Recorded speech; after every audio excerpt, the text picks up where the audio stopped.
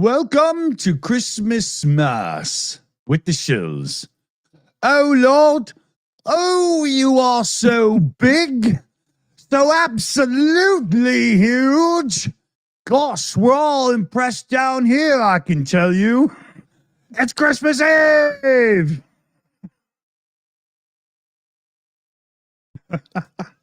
Hang on. Just timing is so bad. Hang on, here we go.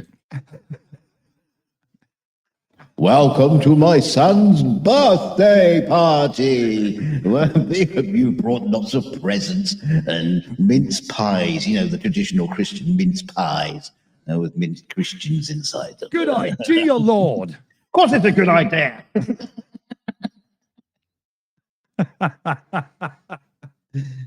God be praised. I'm a bit slow on the update today. Getting the buttons sorted. I didn't tell you what I was going to do. Oh, dear. Merry Christmas, everybody. Welcome to whatever this turns out to be. Yeah. I have no clue. Ho, ho, ho. And Eddie. No, I did not call one tonight. Don't start that. There's your special Christmas present. You know, see, pimps are missing out, right? See, if they all got together and organized, there could be, Christmas hooker cards and stuff, right? Yeah, you can extra special presents underneath the But is this a moment in your life where you want a discount, or should you be going for the higher end? Yeah. Well, it's using all those hooker gift cards your grandma sent you. Oh, if you didn't notice, everybody, we got the whole NORAD thing going on so we can watch Santa doing his thing. If you look at the gifts delivered up in the top right of the screen, he's faster than Barry Allen. Where is he? London. He's about to hit you. Oh, hello, Santa. Yeah. I suppose better make some space underneath the tree. Santa, be careful. His cookies are full of hash. Oh, shit, I haven't put anything out. Why don't you just pour him a glass of wine and just wait? You got the fireplace going. Well, shouldn't you put that out? What? No. I just want to, warm his socks up as he's coming down. Dry your boots off. Now, why don't you prepare Andrew's Christmas present, and I'll let everybody. I'll give an intro. Yes. Yeah. So. Hello, it's me. Welcome to my dungeon, and welcome everyone to my pompous end-of-year Christmassy address, where I'm going to say lots of lovely things about you people who watch my channel. And I'm so glad the Shills could have me on here tonight as a guest star. Yeah, and what a surprise! It's a surprise to me as well. I didn't know I was going to be on. I won't be doing a stream tonight. So you have to send all your super chats over to the Shills tonight because, make sure they're big ones as well. We like big super chats. And, well, you do live in Super Chat Castle, so we do have a super chat in, Mr. Dawson. You read that. It's obviously going to be for me. We got UTV and Hammond, and peace and happiness and health to all. Great warm wishes for the holiday, UTV. Great one. And no, sod that. Send me super chats. Because you've got to keep the lights on around here. You know what I mean? In this millionaire dungeon, it's so hard to keep the lights on. I have to get my butler to come and flick the switch and everything. I've got to give, and hurry up because I've got to give super chat. Super chat, Matt. Yeah, Enforcer Matt. I've got to give Enforcer Matt his bath soon. So scrub a dub in the bath. Do you get to shave his special place today? He likes me to play with his rubber ducky. We also got Johnny Ned Regard in here with a super chat. Merry Christmas community shout out to Aziza Eskender. Oh yeah, good one. Kyiv didn't have. It was only a little while ago they had Christmas. So Merry Christmas to everybody in Ukraine, and for the love of God, let's hope this year is a good one. Yes, and Petra Olsen has sent in a super chat too. That's obviously for me because it says, with love to Ukraine. And as you all know, I'm the only one that supports Ukraine around here. And I do it with vast sums of cash that goes into my bank account. That's the best. If you want to support Ukraine, that's the best way to do it. Inflate your own bank account. Yes, indeed. I'm gonna die. Don't do that, Mr. Dawson. Don't do that. We also got Dimitri Siganovas here sent in a $10 direct donation as well. Happy Christmas from Kaunas, Lithuania. Dystopia funds. Oh, yes. Thank you, Demetrius, so much. And big Merry Christmas to you. No, I think that was for the beard fund. My lovely, glorious beard is for the upkeep of my beard. It costs a lot of money to keep this beard looking as good as it does. So thank you so much for that donation, and I will spend it wisely on my Manscaped beard attachments. Oh God. And for anybody wondering, we have a group called the LSA. That's the Legal Shills Association. So, Yeah. I was trying to think of something funny myself. I couldn't think of anything. I was working on it for like a minute there, man, and that's the best I could come up with. Oh yes, and so hello everybody from the Leaf Spring Army who are here tonight watching the Shills. About to be claimed for copyright infringement on our LSA trademark. Yes, indeed. Yeah. Oh, I'm taking you to court, mate. I'm going to go and speak to Daddy right now, and Daddy is going to be sending you out a legal lawsuit actually thingy right to your email right now. So watch it. You'll be getting it through the emails any moment now. Yeah. Hold on a second. My doorbell rang. What the fuck? Oh, that will be enforce on Matt. That little bitch better not show up at my door, I tell you. I'm breaking character for that one. No way. Yeah. He's come to collect the cash. Yeah. Okay. Turn that off for a second. I need to catch my breath. Come on. Oh man. Please clip that for Andrew Mercado. Who was that? Was someone just here? Yeah, well, every time you go to the bathroom, you seem to get some weird visitor from your Christmas party come down and say hi. Yeah. Look like Santa Claus. I didn't realize you rented rooms to people like that. I rent all kinds of things to people. Don't worry about it. So, yeah, never mind send it to Mercado. Send it to Endorser. Oh, we got another direct donation in here. UTV and Ham in the chat there. Best wishes and regards from UTV for whatever is the priority at the moment. Slava Ukraine. Heroam Slava. Well, we got a couple of priorities, so I know where to put it. Does this count as wearing green for Christmas? Thanks, Sam. Thank you very much. I mean, it's kind of like an olivey green, but it was the best I could do. But what? What's it got to do with anything? I just, it's green Christmas, right? Doesn't that work? No? Christmas could be any color you want. I don't think it's actually said in the Bible, what color Christmas is supposed to be. Dreaming of a plaid Christmas. That's not going to work. Yeah. Christmas could be any color you want. Except red, which is going to be your bank account. Okay, we got a new set of shirts coming out here soon. It's going to say Frankie says Christmas. Dick says relax. Not that much. Yeah. Not to Mr. Floppy territory. Yeah. Did we get another one come in here? Yeah. Hey, Super Chat Matt's in with a message. Woohoo! Merry Christmas, everyone. Have you been a good person this year? Because if not, Matt's going to give you coal for Christmas, which is me. And Matt's on the naughty list. I'm on the naughty list. I know that for sure. Yeah, we're all on the naughty list. Yeah. I got such little put under my Christmas tree that it formed a black hole and sucked the damn tree in, and I don't even have one anymore. Well, we say tree.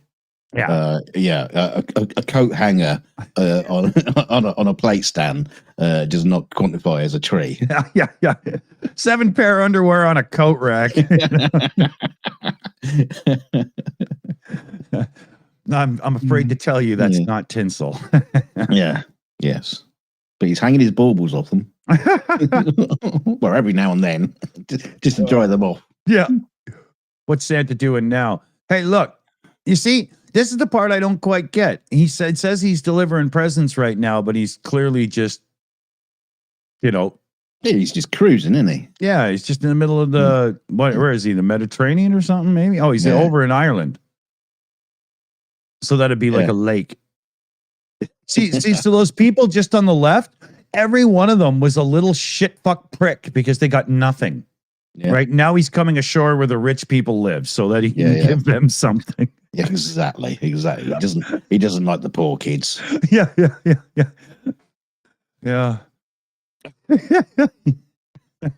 Yeah. See, I mean, at this time of year, you really should be thinking about the poor, because they might be breaking into your house to steal your presents.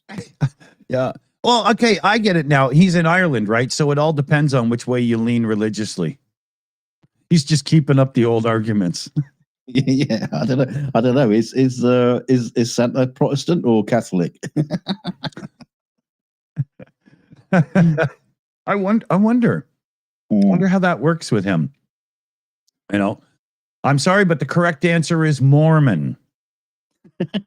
Why? How many wives has he got? Yeah. He calls them elves. Yeah. He sleeps with them all. On a rota basis. Yeah. They pull names out of a hat. The North Pole is very much like a caravan site. They just have the keys in the bowl. So has anybody still got like a supper to run off to or anything afterwards? I mean, I'm Pacific Coast and it's already 4 p.m. So if any of you all still haven't gotten anywhere, it's likely you're not going to get there. Yeah, no, we had our Christmas dinner today on Christmas Eve because my daughter and boyfriend are going away tomorrow.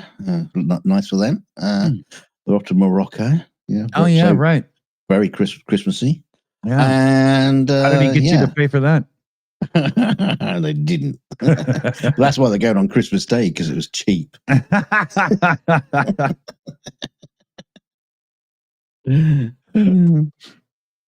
That's funny. Yeah, Felix and I did ours yesterday, and then yesterday late evening he buggered off with some family. So yeah, it's funny though, because yesterday when I was thinking about it, I was thinking about all the Christmas dinner. I got everything all ready and everything, and then I was afterwards sort of like I realised, oh shit, I don't actually have any food prepared for Boxing Day or Christmas Day, and of course the shops are going to be shut. So I better go out and get something. Yeah. So there's actually food in the fridge. I mean, obviously everybody has piles and piles of food stuffed in the fridge and the oven, but not the right things that connect together to make a proper meal. Totally. Yeah. It's cheese and rhubarb again then, is it? Yeah. What other sauce can I put on these fucking sprout things? Oh. Okay, yeah, you're right. I did totally miss that. It's the whole. I've got an eye test booked, so I will be able to read this shit a little better soon. You should see the size of my Discord so I can read the messages while it's huge. It's ridiculous. What are you talking about?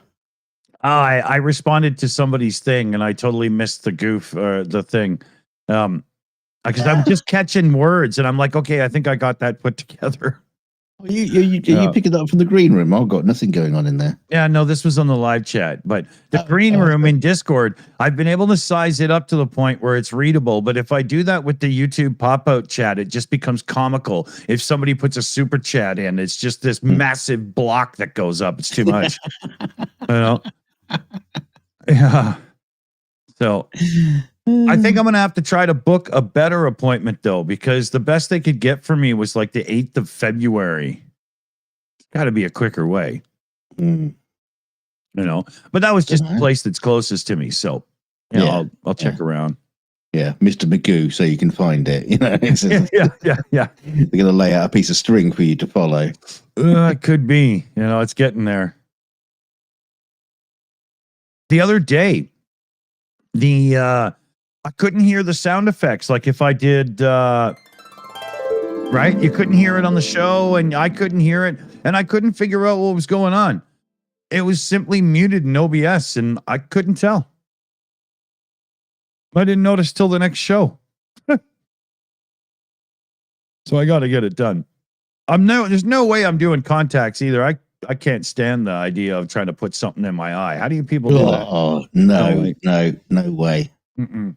No way. I mean, I know there's people who do it, improve their eyesight, which is all, well and good and all that kind of stuff. But people actually do it just for recreation and I'll just change the color of my eyes into like an evil demon or something.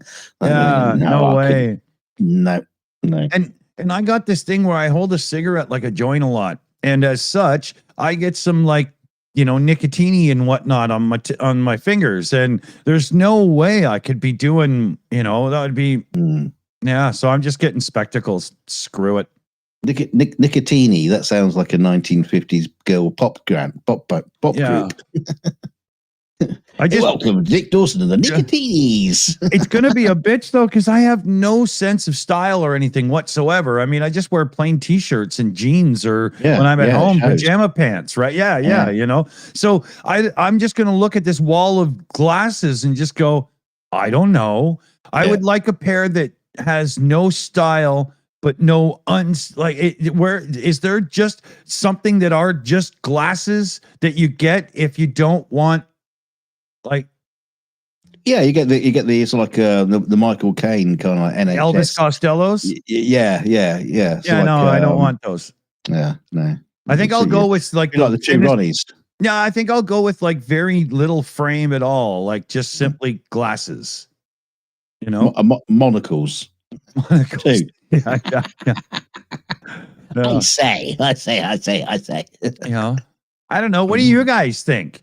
Right? Well, don't ask them. Yeah, why not? Yeah. We'll just draw some glasses on with a Sharpie. I could pin myself to the screen and get out the old graphics tablet and we could just put on, Yeah, we'll just we could do like a test. You can get a whole load of glasses and we can cut them out and you can just like put them on, bring them onto the screen. Yeah. See what people think. Hey, is it like cars these days where you can go to a website and paint the car and dial the interior up and they show you is there websites where I could just put my picture up and then just put glasses on myself? Is this a thing? I wonder. I mean, if it isn't, it bloody damn well should be. Yeah, just me is now saying that. Yeah, do it. I think I invented something they've been doing for years, I think is what just happened there. But yeah. That's what I'll have to do. Why don't you get yourself an Apple Vision Pro? Yeah. Can you imagine? That would be yeah. Yeah, I mean, it would be perfect. You can get rid of all your screens and all the screens will be right in front of you. I can be in your eyeballs. Yeah. Oh, yeah. At least you could focus it. I wouldn't have to worry about glasses. But yeah, exactly. But I would be one of the 50 people in Canada to buy one too. So that's a pretty exclusive club. Yeah. I don't know anybody in real life or online that bought an Apple Vision Pro. No, not met one. No. Yeah. Oh, 1 second. I forgot something. Oh, what else you've got? Has he got me a present? Has he got me a present? Do you think that's what it is? He's gone to go and get it. A big present for me. No. You forgot your bauble. There. I thought you were going to go and get me a present. Nah. Why would I do that? Sounds stupid.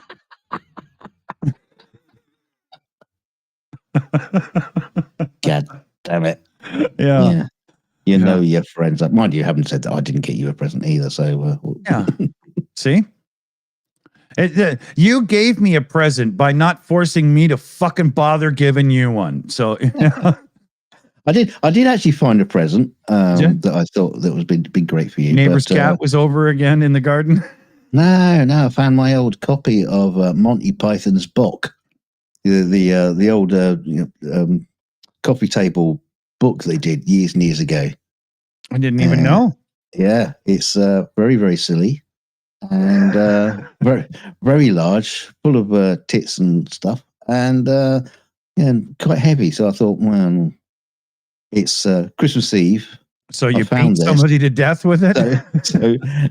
And it would take you. It would take like 3 weeks to get to you. So kind of like no point trying to send it to you.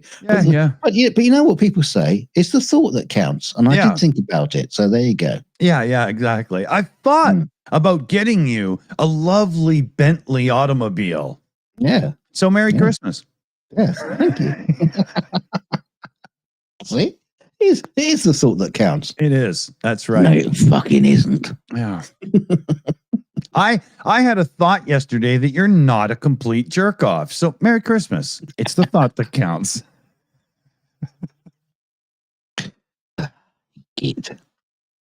Yeah, sort of. Let's see what Papa Christmas is up to there. See, he's just flying around the ocean again. And somehow that number is just going up. You know what? I think he's had too many little shots of whiskey and port when all the other countries. He's just drunk old man. Yeah, I'm just driving around. La, la, la, la, la. No, I got it. This is proof that Atlanteans celebrate Christmas as well. You think he's got to Antarctica to gift all the flat earthers down there? Yeah.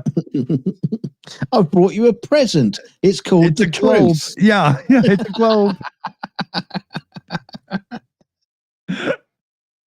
That'd be funny.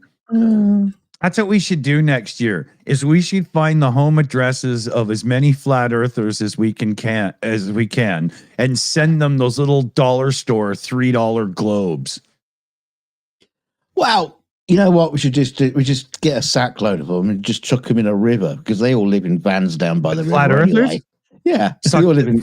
No, but you mean throw them in the river or the globes? The globes. Okay. Because it would finally float past them. I'd rather throw them in the river, actually. Watch them float past the globes. Yeah, well, that might be easier. Yeah. We could take the globes out camping and throw the flat earthers in the river. This is more productive. Yeah, but they'll deny it. They'll just say, "Well, this river's floating uphill. Impossible." Oh God, that's funny. Flat earthers are always hilarious. Just so stupid. You know, I wonder if Santa was a flat earther, would it make any difference to Christmas? It would take him an awful lot longer to go around the southern hemisphere. Yeah, just cruising the ice wall. Yeah, if he starts at the North Pole. He can do North America real quick. Yeah. I mean, he starts at the North Pole, which is obviously the center of the Earth, and then he can just like spiral out. Yeah, it'd be like playing a record backwards. Is he going to find out that Paul McCartney died in a car crash? Probably caused it. Oh no. So what advice should we give to people for the rest of their Christmas holiday? Only eat leftovers if they were pulled out of the fridge. If they just happen to be on the counter in the morning, that's probably a bad thing. I mean, I know a guy who's got some great advice on Yeah? what to do for Christmas.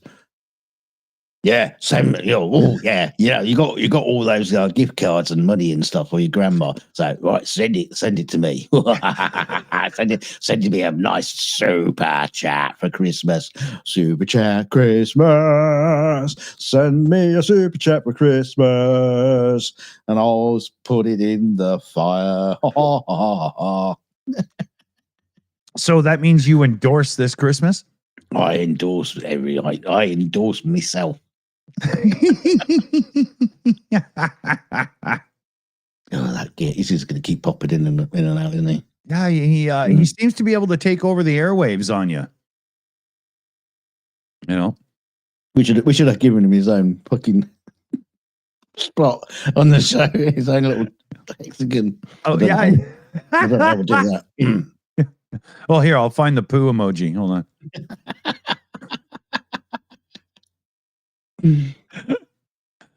I wonder what I can find to put on the screen to express our appreciation for the endorser's efforts.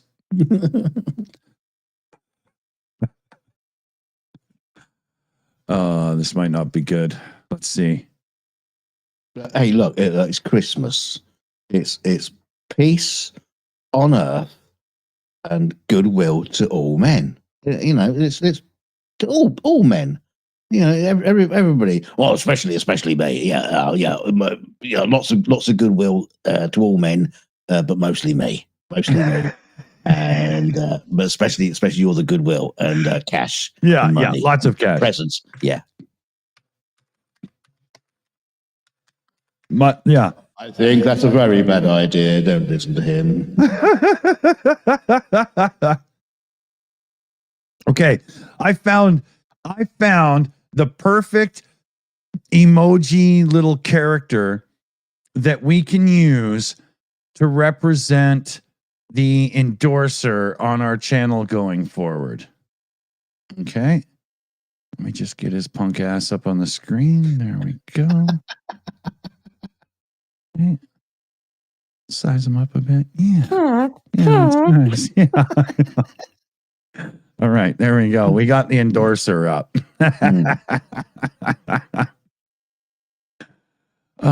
Sometimes things just, are match made in heaven.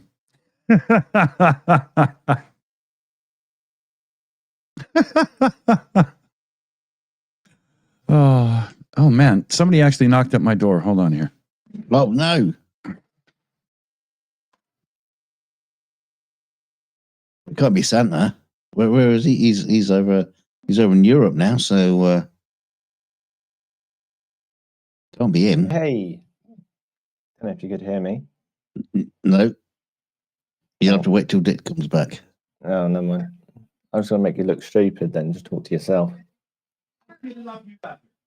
Oh no! There you are. You are on the show. Look at that. Oh, no way. Am I on the? Okay. They can't hear me, probably. Oh, they can.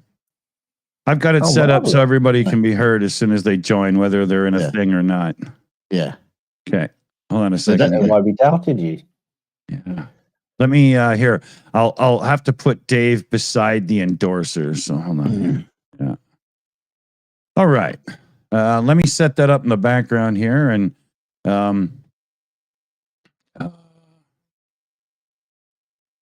oh, look at that. Okay. Well, everybody in thought is going to be on the show tonight.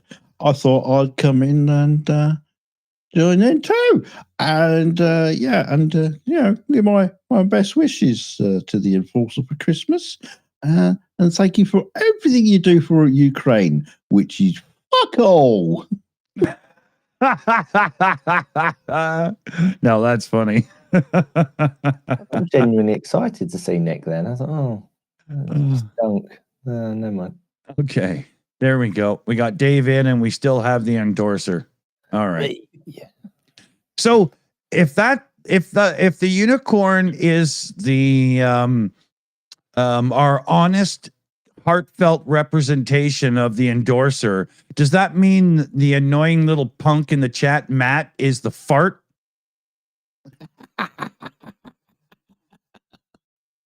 I think he's the horn on the horse.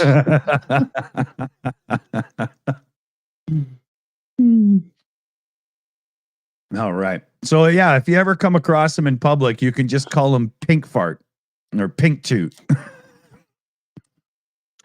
I think people have got other names for him. Toodles. Best nickname down in the live chat.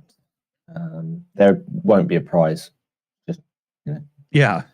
cut this Christmas. Yeah. Just call him a brony. First time I heard about bronies, I thought that was one of those things where people were just like doing something for shits and giggles, and then I found out it was real. Thought that was odd. Yes. You know. I like K&K has said in the chat, Dave needs a shelf to sit on because I've changed my name to Dave the Elf. Oh. You've seen these videos of all these elf families. I've got no idea this even existed until you get all these reels about all these people that are like scaring their kids with all these elf stories. Have you seen that? Weird. No. Why would Brilliant. people do that? Yeah, They come up with all this shitty, lore. horrible parents. Yeah, like you can't move it, and the elf moves stuff in the middle of the night. If it touches you, you die, or like. That's like telling your kids that the tooth fairy is the one that comes along to rip the fucking tooth out while you're asleep. You know. I mean, the other thing that some do, then they film them and put it on social media because they think it's hilarious. They have someone dressed as the Grinch come in front of the kids and steal all the presents from under the tree. And the parents are killing themselves laughing. The kid is bawling their eyes out because and just basically going through trauma, and they all think it's funny. Yeah, until he grows up to be a serial killer. I'm just Hope they didn't buy him a gun for Christmas. And where do they learn these parenting techniques? How to raise your own Charlie Manson, you know? Yeah. Social media, amazing place. Yeah. Yeah. The melting pot of society's best ideas. Tide Pod. Oh my God. So, let's see here. Where is Santa? He's in Cape Verde. Okay. So again, look, he's just nowhere, man. No. You know, he's trawling for fish, I think, right? They must have seriously good weed in like Easter Island, or why? Where is he going? You know, interesting. He hasn't been over land. I don't know. No. Sorry, Dave. I was just saying, do reindeer eat sushi? I didn't realize that. Let me. There, that should help. All right, there. Yeah, I don't. We were talking before the show. Dunk and I there. Like, you notice this whole NORAD thing looks like it's been rendered on like a computer from 2003 that was like personally assembled by Michael Dell. You know, we think this is just a video that they did once and just played every year. It's not even like, you know, it's just a video. I never thought of it before, but that's all it is.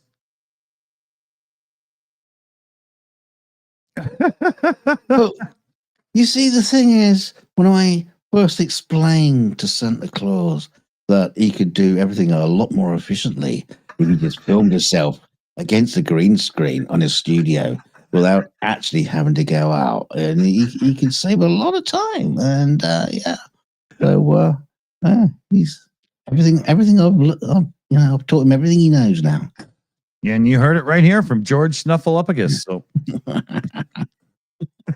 Yeah, I mean, dare I ask, Dunk, what you actually made of the prequels and the blue screen and everything CGI and the state of CGI today? And... Yeah, no, you can't.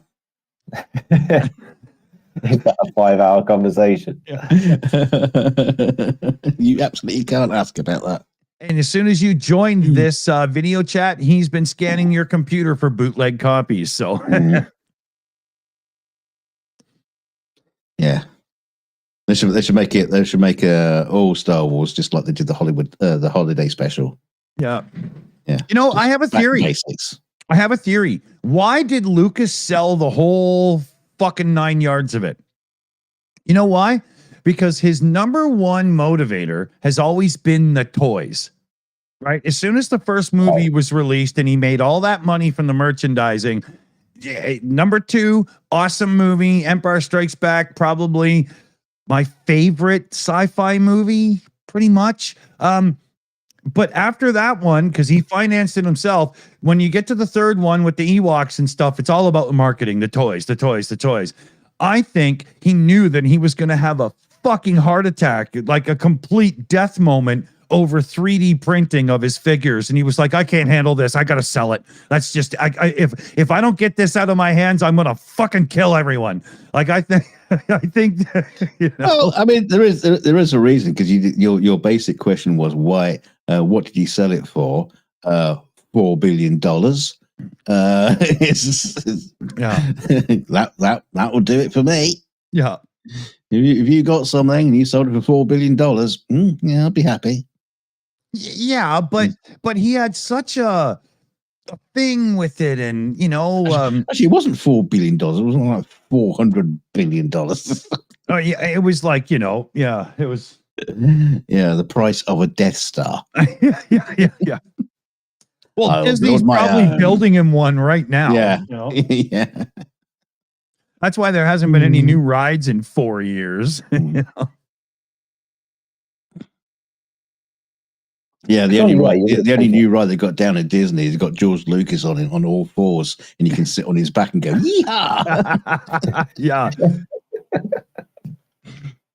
I wonder if there was an option to take Disney shares at all.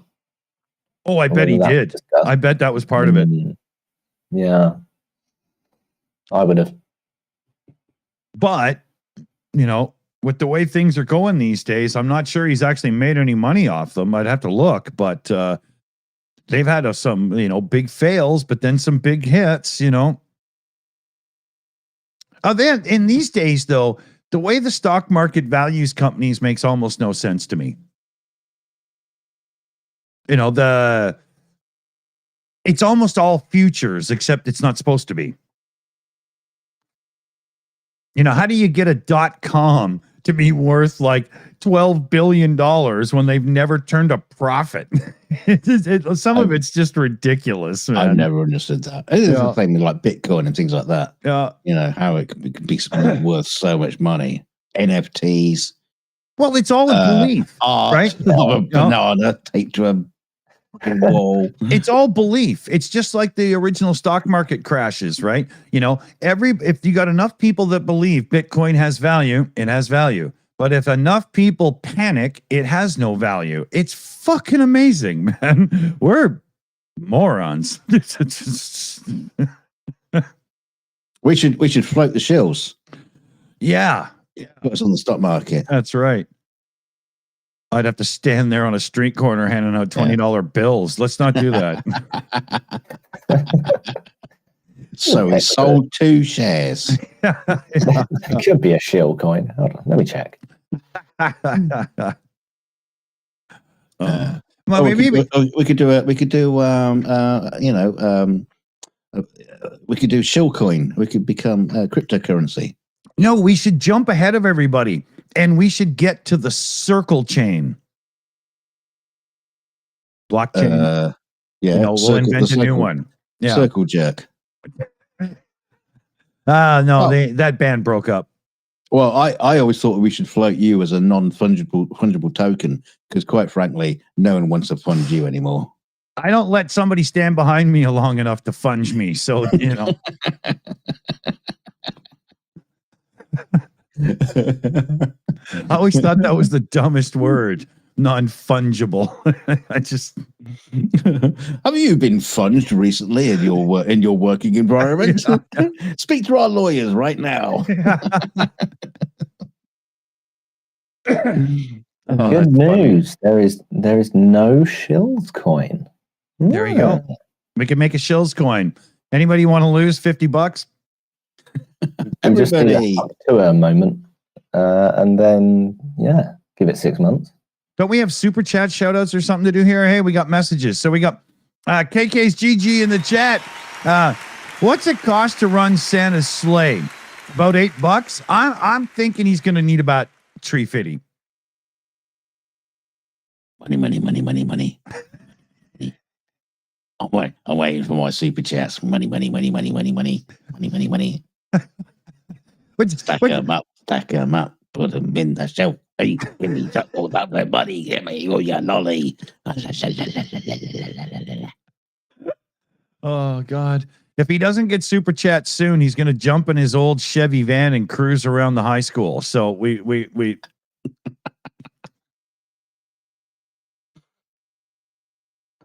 Oh, that poor guy. That poor guy. We He pick likes- on him. He likes his money. Yeah, we pick on him because we can. Yeah. We pick on him because nobody else does. Oh, yeah, it's never happened. Hey, Santa made it to Brazil. All right. Ah, Oh, a gonna couple get- other shout it's outs. going to get the nuts. Yeah, I got all screwed up there. So Carl Jacobson as well.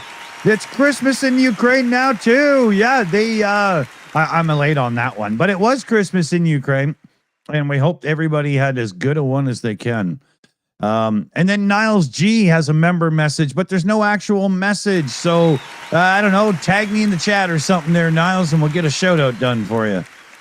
I'll try It's to. Christmas in Ukraine and all the children sing. It's Christmas in Ukraine and all the bombs go bing. It's Christmas in Ukraine. Come and feel the joy. It's Christmas time and lots of sex and Starsky's a naughty boy. That wasn't bad, a take on Monty Python there, but yeah. It was like Ariana Grande. Yeah. Copyright strike coming. Yeah. They can't do Looks that. nice and wears a tie.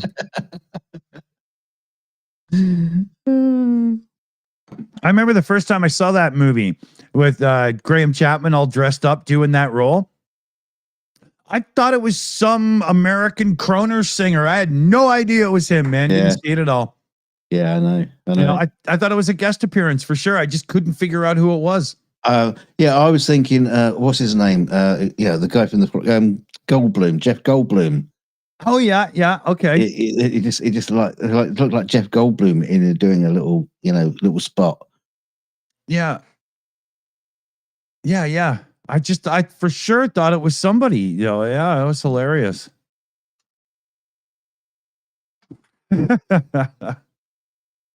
They always did funny stuff. Oh, here, wait a minute. We got UTV and Ham. My 2 cents worth of knowledge. If I had 2 cents worth of knowledge, I'd keep it because eventually I'd have a nickel.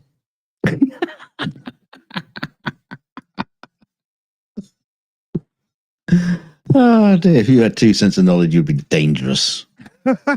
I'd know enough not to be here. Let's put Dave in charge. You're going to put her in charge.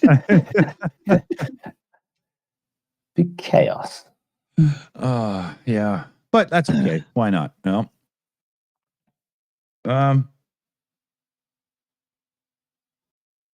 I always get beer burps when I'm drinking, but wow, are they bad today? Oh, it's the best way to have them, isn't it? While you're drinking, it would be pretty strange to have beer burps while you weren't drinking, or when you're sleeping. People would think you're drinking when you're sleeping. I wonder if that's possible. Can you have a drink in your sleep? Yeah, my wife can. She's on a fluid thing. She's like pumped into her all the night. Yeah. No, It was odd. realizing you could cough in your sleep, that's quite terrifying. Because I thought, oh, well, they must be, you hear people in the house coughing and you think, oh, they must be awake, but they're probably asleep. Huh. It's quite scary. You can just choke in your sleep. When? Today. How about 3 a.m.? What time is it there? Are you planning on this venture anytime soon? Yeah, it depends on how much of that strong cheese I have. Oh, that's a good question, Doug. So me and Dick were having this conversation in the Discord about our favourite cheeses, and we have very similar ideas. What were your views? What cheese do you choose? What is your cheese of choice? Anything that's not on a cock. No cock cheese.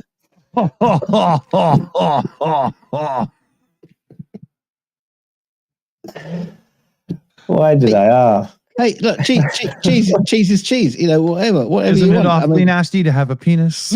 Yeah. Well, I mean, talking about that, I do have some cheese that's got some nice blue veins on them, but Oh, fuck.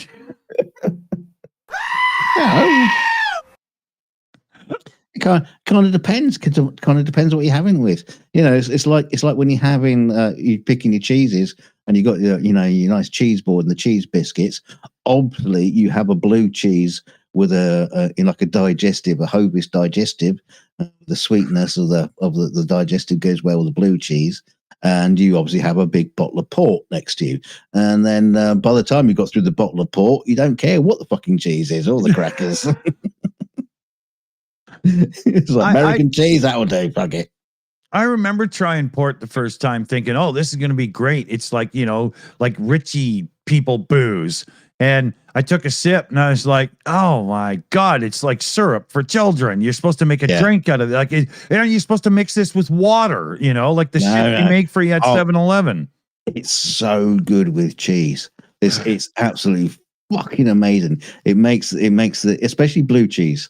If you drink some port along with of course port goes with mold. So yeah. Yeah. Well, if you want to put it like that, yeah, it does. But yeah, it just brings out the flavors. It's incredible. I love it. You sound like Remy the rat from Ratatouille right now. Yeah. Well. I smell like him too. Hey, yeah. Knows his stuff, They both got about the same amount of hair. Hey, you dirty rat, you dirty rat. You want to talk about rats? I got rats for you, buddy. Enforcer Matt's father. Oh, daddy.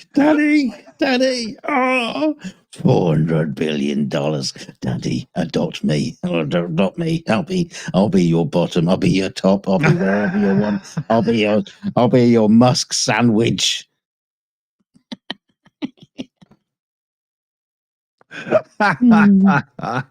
Jesus, that guy's got some problems.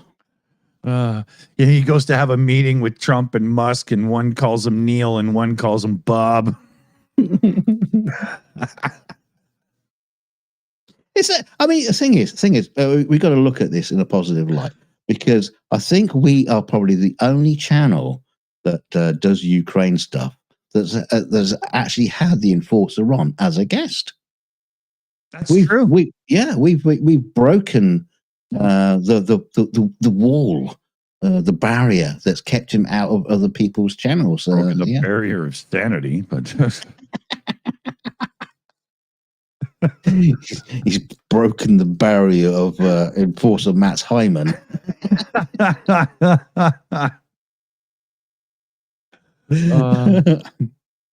Well, Enforcer Matt was my first. What do you think he was called? The Enforcer? He wasn't called the Tantalizer or the Seducer. Yeah. He might as well just call him Gary Glitter and just be done with it.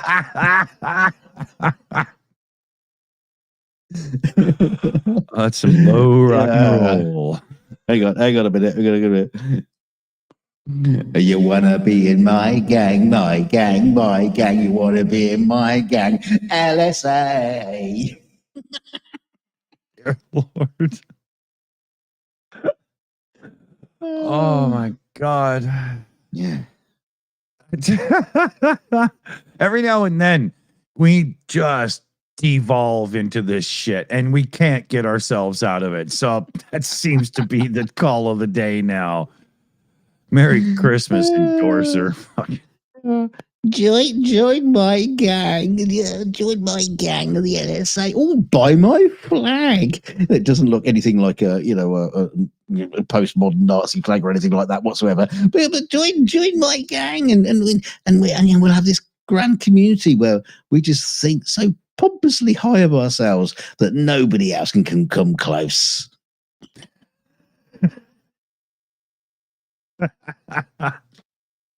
Only the NSA can save the world. Yeah. Do you know what they were talking about? I don't know if you ever heard this, but they were talking about having like NSA offices around the world where they could be like central controls for charity and and sorting out world problems and war and just basically like the UN. Are you fucking kidding me? They had such delusions of grandeur that were going through their head, and they were going, "Oh yeah, what are you going to do this? We're going to do this. It's going to be great." And it would end up being like that idiot who tried to have a rock festival and they didn't even have bathrooms. You know, it would, pretty much, yeah. yeah. Oh dear, the delusions are strong. Yeah, all they would bring is sexually transmitted diseases to some poor population somewhere, you know? Right, did they discover the Incas? Yeah. Well, it was in, it's family lines, right? Well, that's where they got all the gold from, isn't it? All the gold that they can eat. Yeah, they didn't call him Great Grandpa Itchy for nothing, man. I thought that was because of the scabs. Yeah, son of a bitch is like a crab farmer,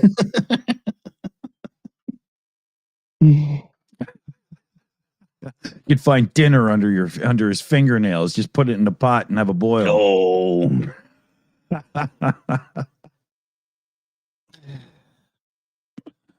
Oh. We could do some Andrew Dice Clay jokes about the Enforcers and really get this to be some nasty stuff. Off you go. We could do the Monica Lewinsky skit, but make it about Enforcer Matt. I wonder if that would work. See, the thing is, I think Enforcer Matt would let Bill Clinton fuck him with a cigar. I think this would work. I think he'd beg. Yeah. I mean, again, sorry, but again.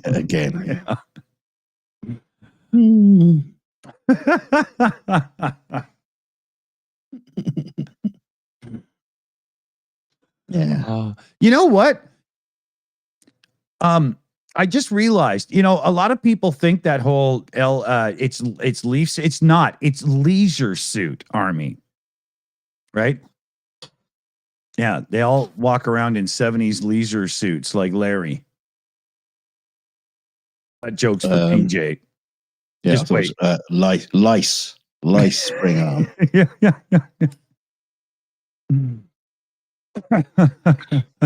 Just the tip. Just the tip. Okay.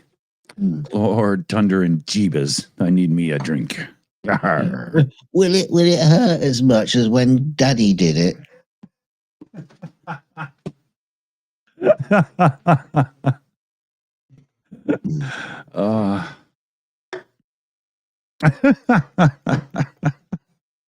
Fucking pricks.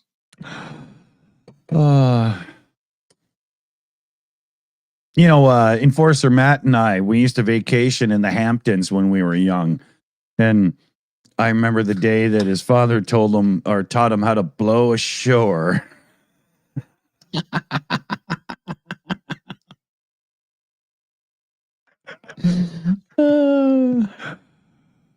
It's like when he took that car into the Eskimo car mechanics, and the mechanic said, "Oh, it looks like you've blown a seal." He says, "No, it's just frost on my mustache."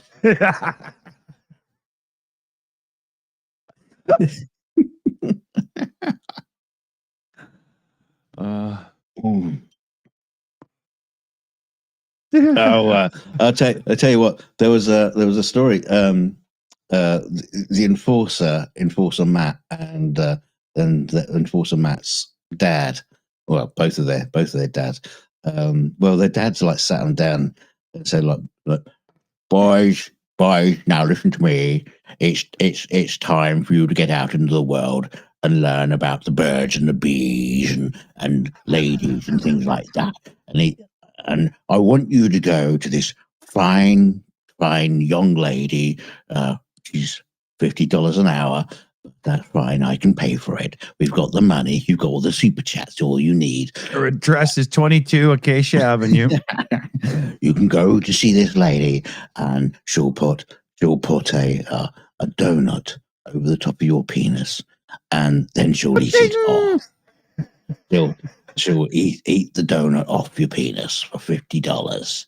So enforcer Matt goes down there and he said, "Oh, that, I went down to see this girl. Yes, and she was lovely. She was lovely. She and I paid her the $50. We got that from the super chats. Thank you much, everyone from the LSA. We got that. I got the paid of the $50. She put a donut over my penis, and she put whipped cream on it, and she ate it off my penis, and it was lovely. It was so lovely, really nice." And then the enforcer, he went down there. He said, "Oh yeah, I went down to see this chick. You know, I gave her $100 because I could, because of all my super chats.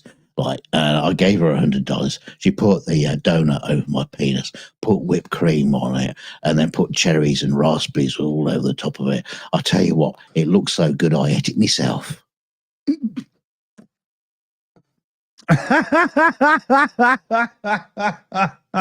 Not when I'm trying to have a sip, you hit the punchline, you prick. I gotta filter that out of my sinus cavities now. Fuck. Right, clip that. Send it to the enforcer right now. Okay. So, I want by the end of the night, I want to see Enforcer Matt in the chat. He's going, I know the story of the enforcer's first time getting laid. So his father says to him, "Look, you're 18 now, son. It's about time you got laid, right?" So takes him down to the whorehouse, and he takes some of that blue tack and he puts it on his forehead and puts a $50 bill on his forehead and sends him in the door. So this woman walks over and she goes, "Well, I can see you're ready, son." Takes him off into a room. So he comes back out into the car and he's like, "Oh, Dad, it was amazing. She taught me everything. She made me have my first little pity spitty and all, you know." And then Enforcer's dad looks over at him and says, "So did you tell Mom that I'll get supper tonight?"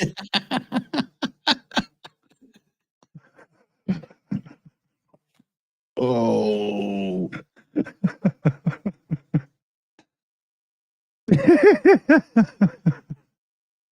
How worse can this? How worse can we skewer somebody? Fucking do it, right? You know? Yeah, I just think, we started down this road now. Everybody was clamoring for the enforcer roast. This is it. Yeah. Oh yeah, that's right. Yeah. A year and a half too late, but hey. Yeah. All the people that were like wanted it, they've all gone. They're not watching it now. Yeah. Oh, that's funny. Oh dear.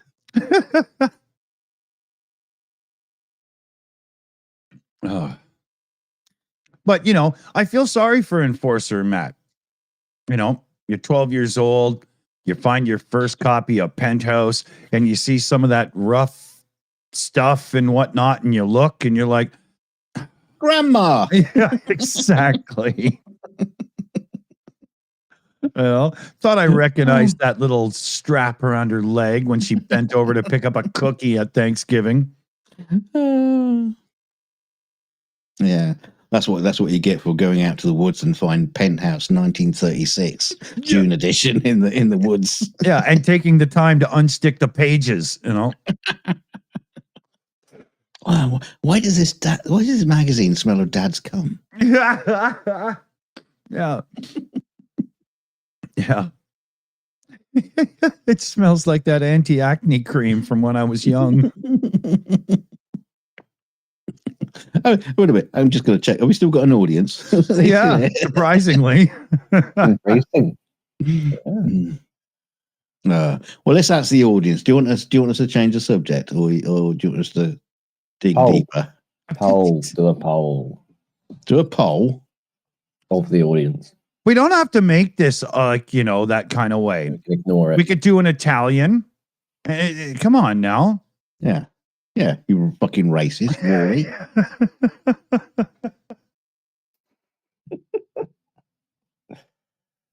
Yeah, let's instead of a poll, let's go Punjabi.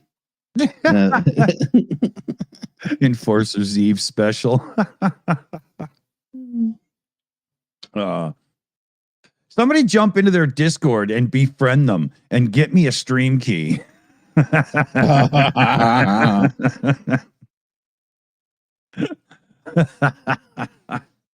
I'll pay real money for one. That'd be fucking amazing. We got Demetrius Siganovas here sent in a direct $10 donation. And Demetrius, what the hell are you doing here? Come on. So he says, Dick, please try to read this out as close as you can. So, Putin Huilo, Vayastini, Huilo, X, like you say, Shaki, I think I got a few of those. Yeah, you might have got some of the letters. Yeah. Was that Irish? Sorry. Oh, it's yeah. Demetrius has a really twisted sense of humor when it comes to trying to make me say shit. Is he sending you a like HTML code or something now? It's close, to be honest. Yeah. Okay. Putin Huilo. Okay, so Putin Huilo, Vayastini Huilo. Is that sort of? Putin Huilo. Yeah. Vayastini Huilo. Right?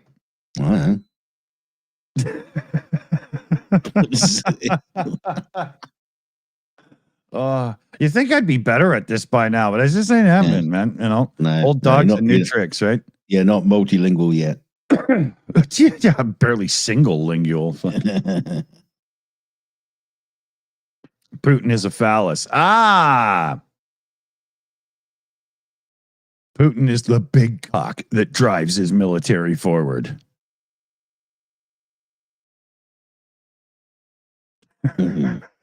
Well, he enforces something forward. Oh, yeah. He personally hands out a drop of milk to all the soldiers. Dick drizzle. Yeah. Little nursing. Yeah. So who's on Blue Sky right now?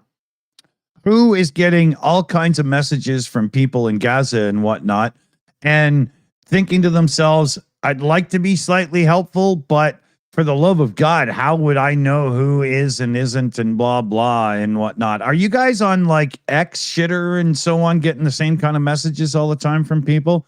It's a real little head fuck for a second in your life, isn't it? Yeah, I've not had any messages like that whatsoever. Maybe you just like accidentally came across one person and I probably followed somebody back, and then in a little private chat of scammers, they went, "Hey, I got one." Yeah, exactly.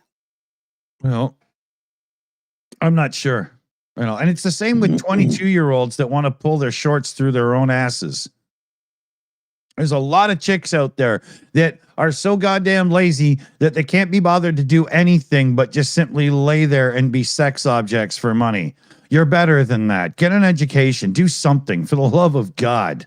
Well, to be fair, maybe they're not. Maybe they're not better than that. Maybe that's exactly what I'd like to hope their parents think they're better than that. So at least, but holy man. Oh God, did you must have covered this story the past couple of weeks or so. There was this woman who'd like slept with 100 guys or whatever, and now she was advertising for people in January. She wanted like 1,000 guys in a day. Yeah. It's like so crazy. Yeah. Mental. Imagine being in line in 1,000 men and being 998. That's just like mathematically, what is it, like 20 hours, and it's like 1 a minute. Yeah. Yeah. She's gonna have to take like 7 at a time, you know.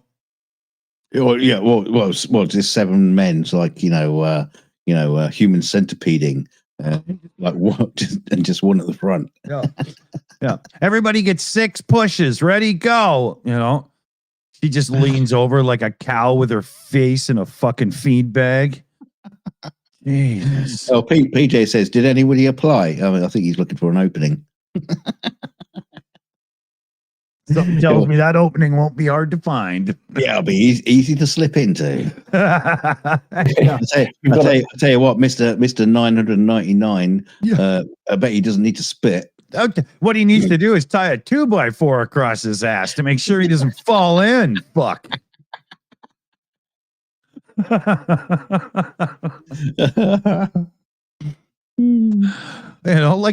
Like seriously, he'd have to go in with a parachute, right? You know, or like you have to have his his friends and a winch just to make sure they can pull him back. Well, I heard as well, wasn't her like her parents, her manager, or just like something like that? Like, grossly irresponsible. Wow. Like, Daddy, can you help me organize so that I can have 1,000 men fuck me in 24 hours? Sure, honey, I'll take 15%. Yeah, great family. Yeah. He'll take 15% of what? yeah. Of the men? So he's probably just starting his own sperm bank at that point, you know. Yeah, I wonder at what point they like empty her out. Yeah. Do they like just like squeeze her every hour? Just go.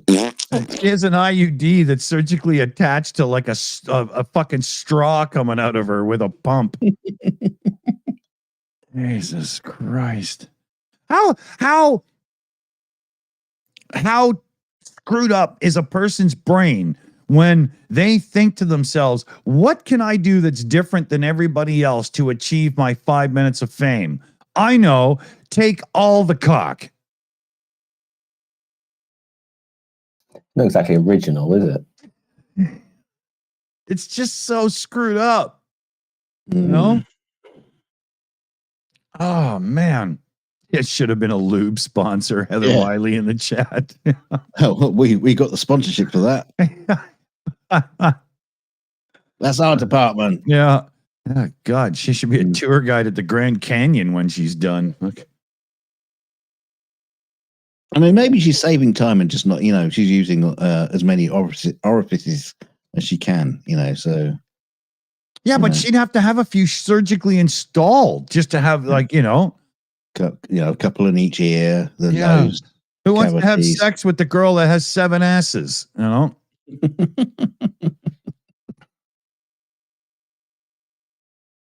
She's popped her eyeballs out for the day just so you can skull fuck her over.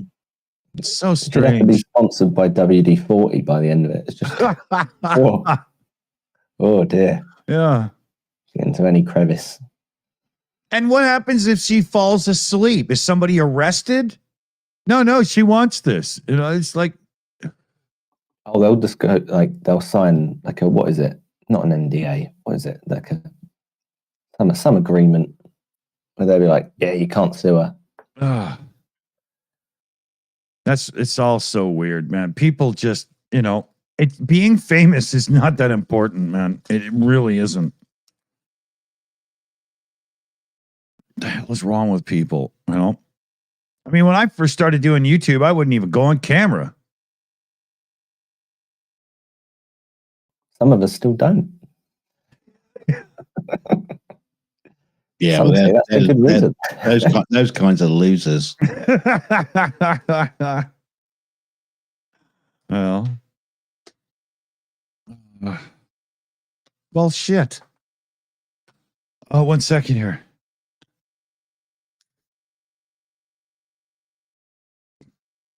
Oh, he's got a Holy. funny fart. Yeah. Well, I got a cushion on my chair because my chair's worn out, and I think the cushion's blocked my ass, so everything comes out as a burp instead of a fart. Right? That's what's going on here. You know, that's what we should have been doing this Christmas, getting a fucking fundraiser going so you get a new fucking chair. God, it's awful. Oh. If anybody wants to, send a super chat or a donation so Dick can get a new fucking chair, so I'm not hearing about his sorry ass getting like sore all the time. Oh, like my bottom is so sore from sitting on this spike. And oh no, my wheel fell off as well. Oh no, I've got a falling off wheel. I've been slim all my life, and I'm a little bit pudgy now, but even then, not that much. And I just don't have the ass girth to take a worn out chair, right? No, You know? you're a fucking pear. So, yeah. It's like a bowling pin with legs. You know? two little bits of strings sticking out the bottom of the legs. Now, come on, I'm not that pudgy yet. Not even close. You know? Yeah, you are. I'm not actually. No, but OBS is good at slimming you down. Yeah, it's got those transformations he can do. Just corner pin you in to make you. Oh yeah. Because you can see by the way I look right now that I'm using all the filters. Just so you're so good at it. Can we please get Dick that chair? I'll just put into the live chat. Well, there is not live chat, private chat. Yeah. Okay, wait a minute. Who did this one? Yeah, let's get him the chair. And we are super chatting. Don't forget me. I'm the guy who puts me back into Ukraine. So it's all about me, Crane, tonight. Me, Crane. Send me money. And if you want to give Dick a few shekels for his stupid bloody chair. Yeah, look at me. I mean, this fire doesn't burn itself, I have to put, $100 bills on there to keep that going. So, if you're going to give him a chair, give him a chair. But, I need the money more than he does. Yeah. How is he supposed to light a cigar without $100 bill to light on fire to bring to the cigar? Super chat him, please. Yeah, I just use Enforcer Matt to light my cigars. I just stick him in the fire and bend him over and make him fart and light it. Yeah, I just light his cock up and he lights my cigars. All of them. I smoke so many because baby, light my fire. I have to smoke lots of really expensive cigars because how else can I can spend all that super chat money? But just don't forget. But yeah, so send Dick some money in for his chair and he'll stop whining. Super chat castle. Like I say, it's all about me and me, Crane. So keep the money flowing, baby. Oh, and Enforcer Matt, if you're watching, it is personal. Fuck you, buddy.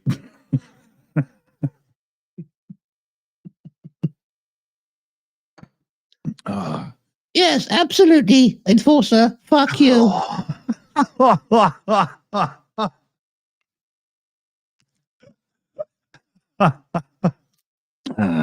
Everybody's on tonight. Somebody's gonna tell on you for that.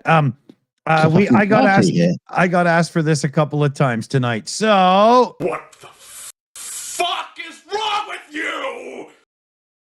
Do you want a list? you tell us in the chat. Yeah. What the fuck is wrong with you? Yeah. Put it in the comments afterwards. Yeah. I want a list of 10 things of what the fuck is wrong with us. Yeah. Shit. No, that's George Carlin's list. Now,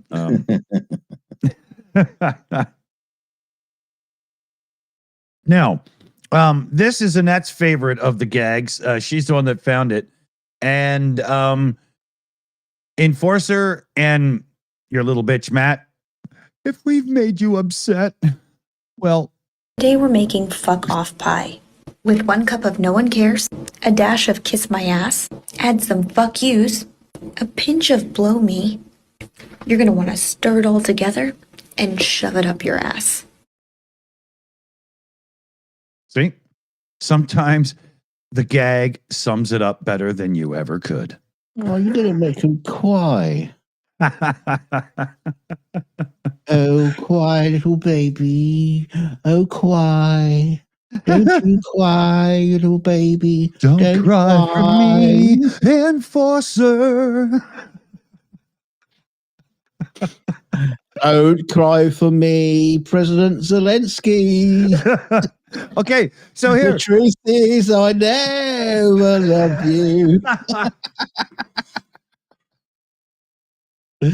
So here, Demetrius Ziganovas has done it. He sent in a direct donation, $10 one. And it's the first time he's ever sent in a donation message that I can read from beginning to end without fucking it up. It's actually about to happen. So the professionalism, the effort, the good spirit, love the channel. Very nice words. Thanks, Demetrius. Thank you very much. I'll ask the same when I catch Rick on the Ukrainian, Rick the Ukrainian on next time. Yeah, see that would be more helpful. Could he pop a link into the channel that he's watching? Because it can't be this one. No, but see, you can throw crap like that at us when Rick or Starsky or Slavy's on, right? No problem. But I mean, I can barely say tree properly. So you know, when you're a kid and they say just sound it out and you'll be fine. I had a slight pronunciation issue with a bunch of words when I was young. So everything got spelt wrong. It wasn't very helpful. And then it created patterns. And then it turns out it was a little dyslexia in there too. And now that I can't see properly and I'm always squinting at things like that super old guy, I basically just give up. You know, I should have learned Braille. My life would have been a lot easier. It's not a super interesting contribution from me, but I did used to do readers for a little bit in schools. And you just go in, you'd have to do like 2 pages with a kid, and then sort of they go back, and it's really interesting. Just trying to like they can improve so much. David, don't say used to do readers. That does not sound good for the education. You know what I mean? Say. They used to bring them in. And I used to do them. I used to do them so hard until they could read. The shelves be rocking in AV Club, man.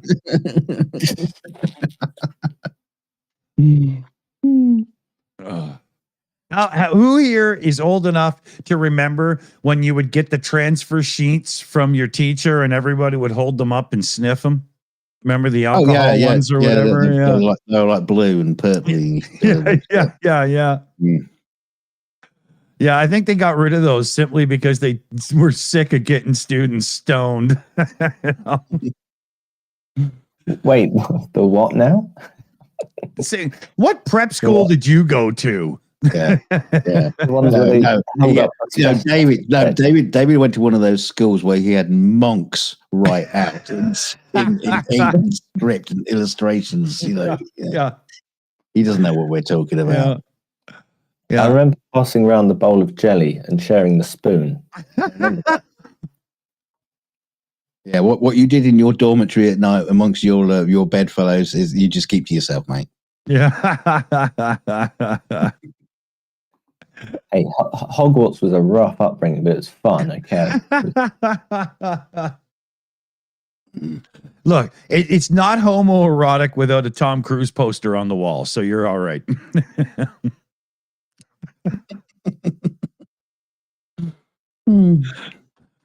Well, at least to the Scientologist, right?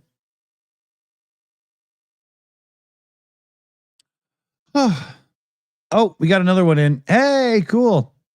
Hey, we got Heather Wiley in with a direct Stream Elements tip for $6.66. And it's to the Fund. Thanks, Heather. Awesome. Oh, that must be for me then. That must be for me because I am the whatever fund, and whatever you fund, I'll spend it on whatever I want. Ha ha ha ha ha. Yeah. The best way to support Ukraine is by buying me a Bentley. I love the days when I got all those lovely super chats and everybody thought it was all going to Ukraine, and I was supporting Ukraine and everything. I got all that money, and what I did, I bought a Kalashnikov. What was the best way to spend all your hard-earned super chat money? I'll buy me a machine gun. And then you thought it was great, you fucking LSA idiots. Is LSA? Isn't that a drug? It actually seems to be to some people.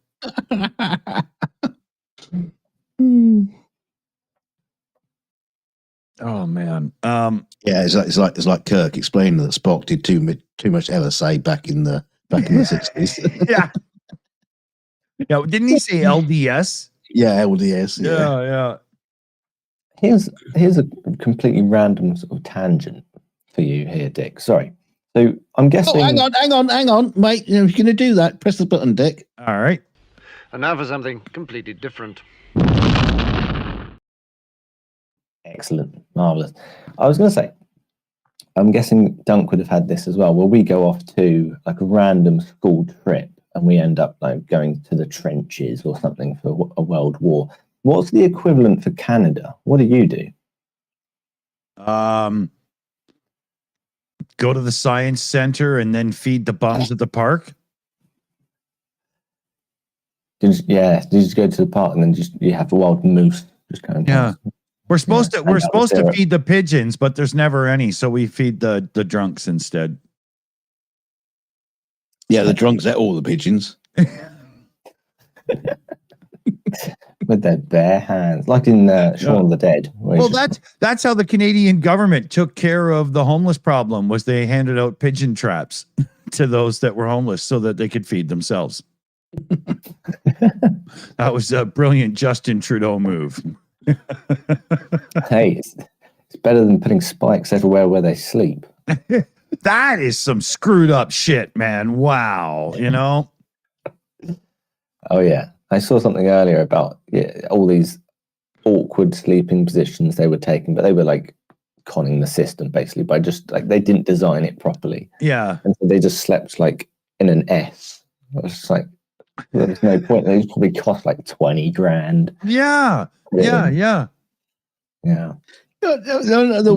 worst one is I'm not too sure of the details on this, but there's apparently like they paint this goop onto like window ledges and stuff like that, and the pigeons land on them and it fucks their feet up. That's why you go around London and there's all these pigeons with like rotting feet and or just no feet, just stumps, because this thing just like corrodes and destroys their feet. And that's what a horrible thing to do. No, you see all these like limpy pigeons everywhere in London. I don't know if they still do that practice anymore. I'm not even too sure whether it's true or not, but it's something I heard from some fella down the pub. You know what I mean? It's that kind of fact. Wow. Humanity screwed up. No, you can't shoot them and kill them, but we can do shit to maim them and fuck them up. Yeah, or we can get like a falcon. Yeah, that's the other thing they use. They use falcons to kill them and scare them off. Wow. Yeah. I'd put that into a YouTube channel, right? I would literally do things to attract pigeons just so I could have the watch a falcon kill again channel, Yeah. I've been putting foxes on drones. That's the way I do it. Drop them in like paratroopers. I just attach a drone to their body. Yeah. Find yourself a family of rabbits in a field and just drop a fox in with a parachute. Parachute? Yeah. No. Need that. These are hard nuts. This is like the SAS. Yeah. They go in dry like Captain America. They don't need a parachute. Okay, I got to see a man about a horse. One sec. Oh,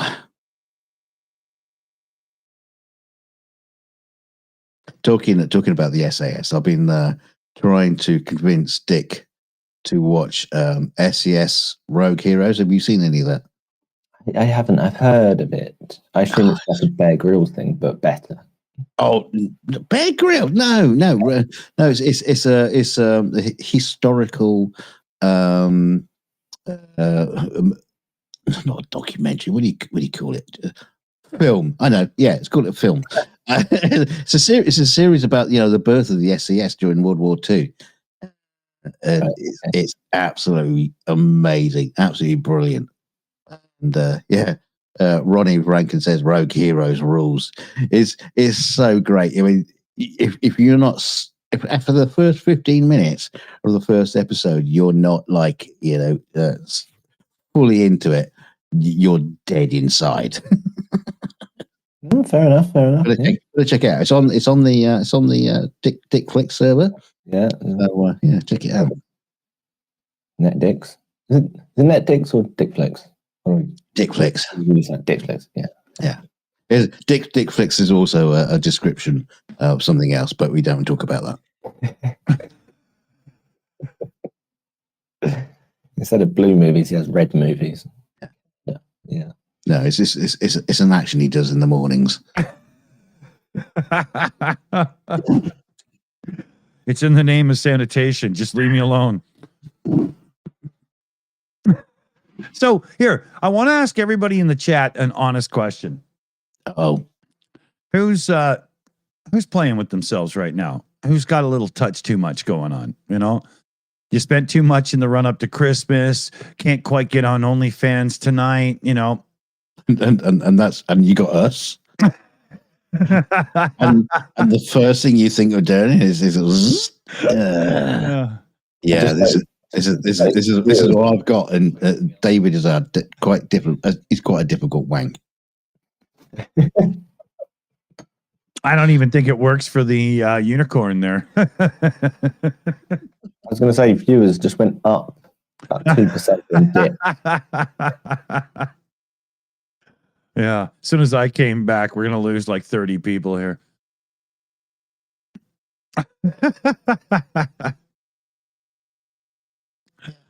Yeah, like PJ says. And which one of us are you looking at while you're looking at us? Who are you thinking of instead? Michelle Pfeiffer. I'll pull my hair out of the ponytail if it helps anybody. Yeah. David is definitely Susan Sarandon. Yeah. I am not Tim Robbins.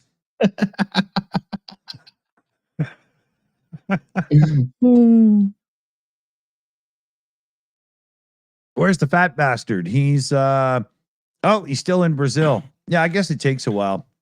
No, the fat bastard. Oh, I'm here. I'm right here, mate. Yeah, what do you want? What do you want? Did you call? Have I got a load of cash coming in yet? This picture of him you're using almost has bobblehead like proportions. Say something there. I know. That was done on purpose.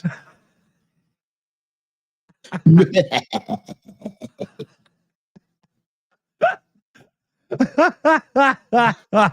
the face he makes before he eats a sausage.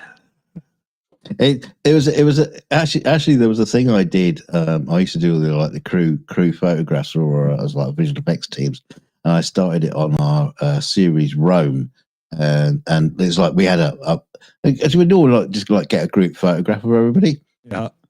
But in this case, what I did is I photographed everybody against a blue screen, and keyed them out so I could put them into a crowd. Sometimes we're wearing different costumes. They're either wearing a toga or it's like battle dress and stuff like that. But again, there's a lot of people. So what I did is I cut everyone's heads out and made them 3 times bigger. So you can so you know you got all these little bodies with all these big heads. So I mean I mean nobody needs to see the body when he got a crew photograph. You don't need to see the bodies because quite frankly they're just bodies. Yeah. You need to see the faces. So what I did is I did it with all these big heads and I did the one for the Martian as well, which is really funny because they're all big bobbleheads, but they're all inside spacesuits. So everybody's face is inside like the Martian spacesuit. That's funny. With big heads. Oh, I should have done that this year for Christmas cards. Just put bobblehead versions of Felix and I out. But instead, I didn't bother making any at all. So No. That's the least you could have done, and it was. No, I found Leaster. Leaster. Yeah, isn't that a religious holiday in April? It's the Leaster holiday. well, it's the Leaf Spring Army version of it.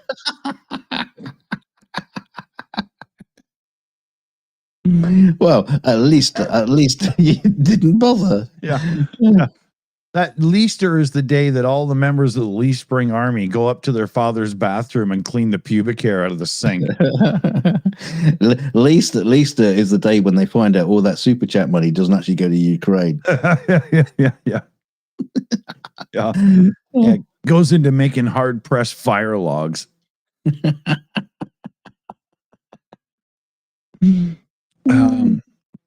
Who am I ignoring? What? Hooker gift cards. Yeah. What? I don't know. No, you got a super chat. Yeah. Yvonne Way in the chat there with a super sticker. How's it going, everybody? And I bet there would have been a Merry Christmas on that, but there's probably not a super sticker for it. But huge thanks, Yvonne White. Huge thanks. And Harry Roper in the chat there.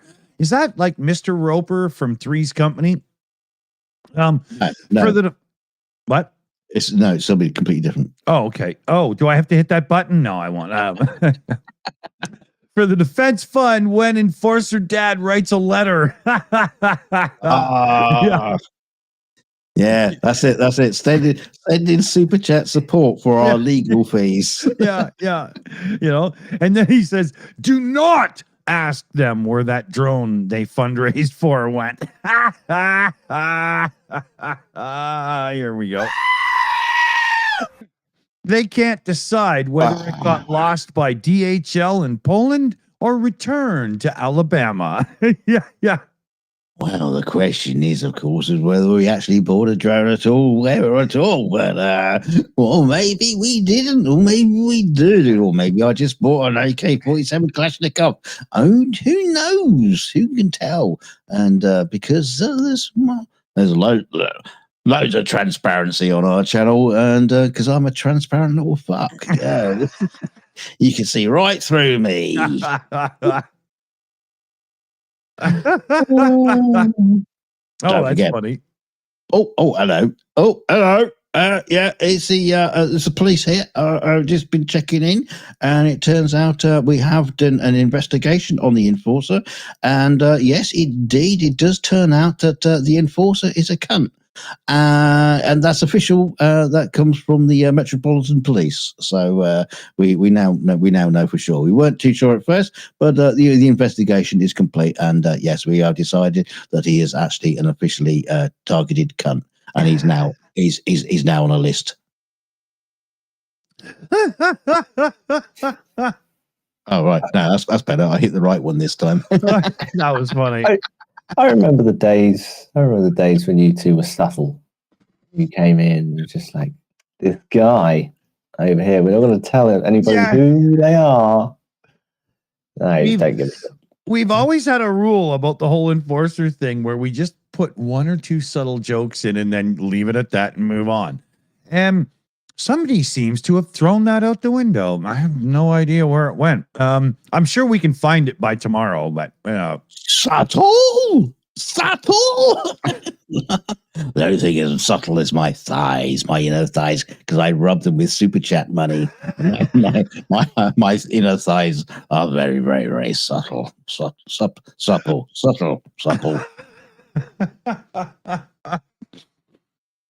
If you don't recognize it, that logo on his red shirt, that's the logo for Analies. Oh. You should have seen the logo I was going to put on it. Can you imagine? That's when you click to that. Yeah. Can you imagine all the people in our live chat right now? Tomorrow they'll be talking to their families. So what'd you guys do last night? I watched 3 idiots make fun of 2 idiots. That's just and 90% of them going on. Who is this enforcer guy anyway? Yeah. What are they talking about? When you watch the live chat, it seems a lot of people know who we're talking about. Yes. Oh, it's funny. Kind of funny that, you know, or he mentions like somebody like Geronism or Witsit, and the chat will go, huh? Yeah. Huh? No idea. Flat Earthers, no idea. Nothing. Yeah, mention the enforcer. Yeah, we know who you're talking about. That cunt. Yeah. Ooh, I can. Yeah, Grant Johnson in the chat there. His politics are not unlike MAGA, very much. Well, that's the funny thing. I love how the fact on their channel is like, we don't talk about politics unless it's my politics I want to talk about. Exactly. Unless you agree with me, we don't talk about politics around here.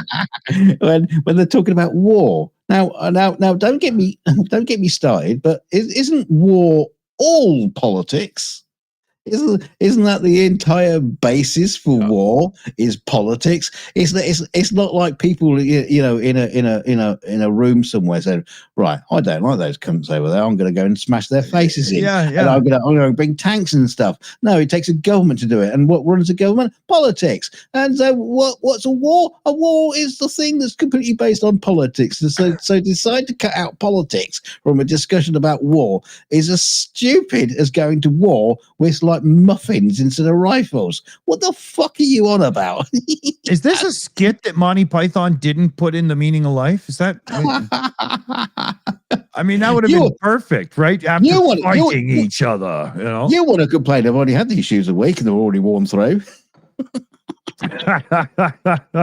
I'm sorry, sir. It's another clock. Bit of a mix-up.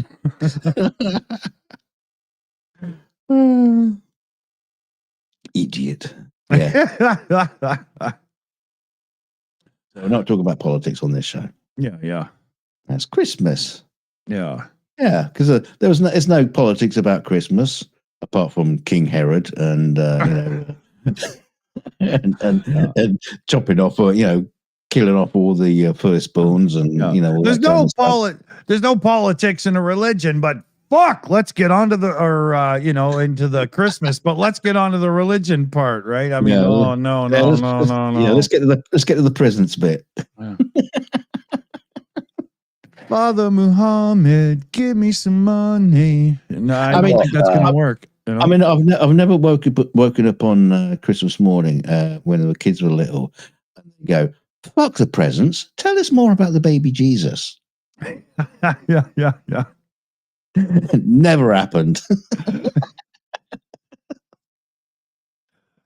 I wish we could go to a carol service instead of opening all these lovely presents. Yeah. But Daddy, couldn't we hear about that nice man's murder instead?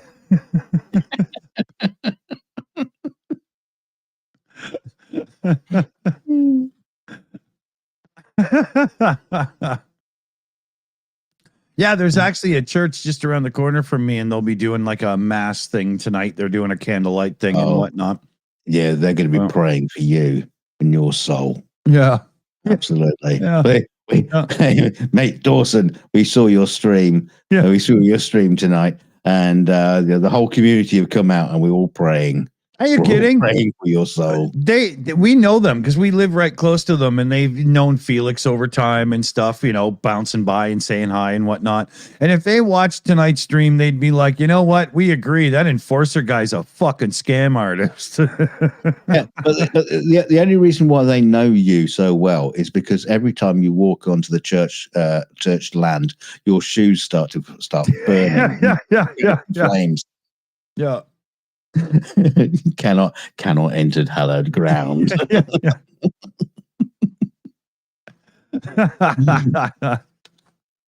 No, I'm not that bad now. Come on. Yeah. Even Greg Terry likes me, so. So when we decorated the tree, the Christmas tree, I put Jesus on a crucifix on it with a big sticker. Isn't that like dripping that all over the floor and stuff? No, I just put a big sticker on the front of it that said spoilers.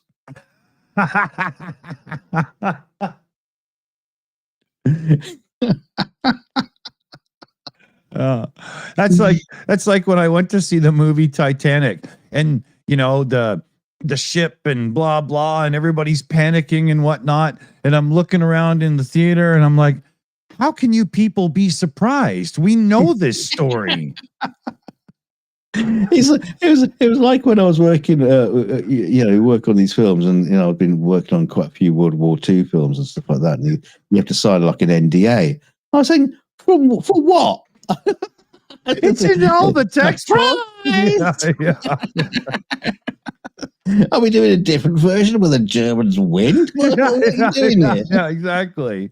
Oh God, not where they end up on the moon to rebuild and reshuffle. What was that one? Yeah. Iron Sky. I actually put that into our Plex server because I remember you saying it is one of those things that should be watched. Well, I wouldn't say it should be watched, but it's a fascinating piece of crap. Did you see the link I put in our private chat the other day? There's a movie called Titanic 2, and the reviews on IMDb are like, why can I not give it a 0? And shit like that. Yeah, I'm tempted to download it just to see how bad it really is. Yeah, I'll have to go back and have a look at that. Yeah, you know what we should do? AJ says, "Did it sink twice?"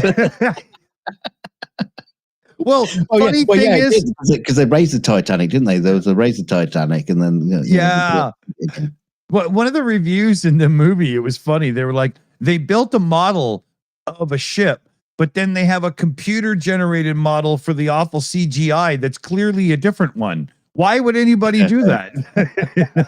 Yeah, because they probably already had the model of just some of the ship they downloaded. Yeah. It's probably just a Lego Titanic they put in a bathtub, right?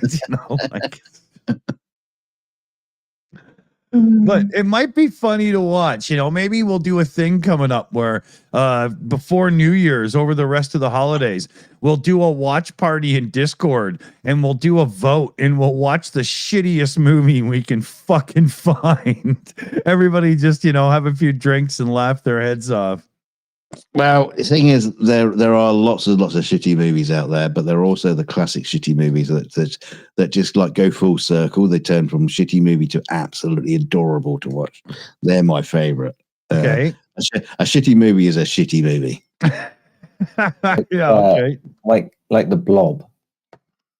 No, The Blob isn't a shitty movie. It doesn't actually come under the which version? There's versions. Yes, there are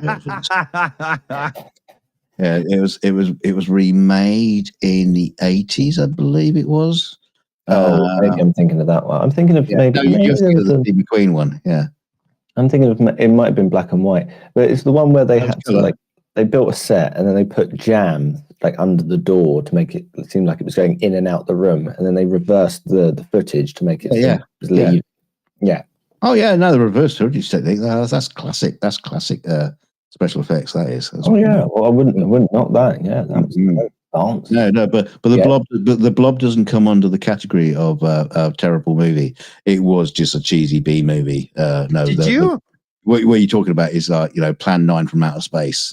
that's the classic worst terrible Yeah, but film. hold on, made. go back a second. Somebody said versions of Blob, and he said something. And Dunk, did you say, oh, the Steve McQueen one? Yeah. Yeah, that's definitely what he said. Yeah. Yeah, Steve McQueen was in the original. Really? Yeah. I didn't know they raced cars in the Blob.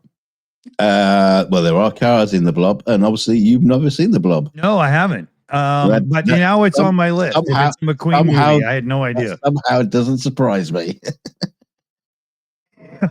Yeah. I know it's a movie you haven't watched because A, it's a movie, and B, it's you. Yeah, but see, if you like it, I remove it from my brain just to make sure, right? Oh no, I didn't say I like it. Oh, okay. Then I'll watch it. It's a popular classic. It's very cheesy. It's not great, but you know, it is a classic. I can appreciate an old movie where I can understand the visual effects and see how it's done and stuff. I can actually sit there and watch that and enjoy it, right? Mm. Yeah. As long as there's like something to it that's entertaining.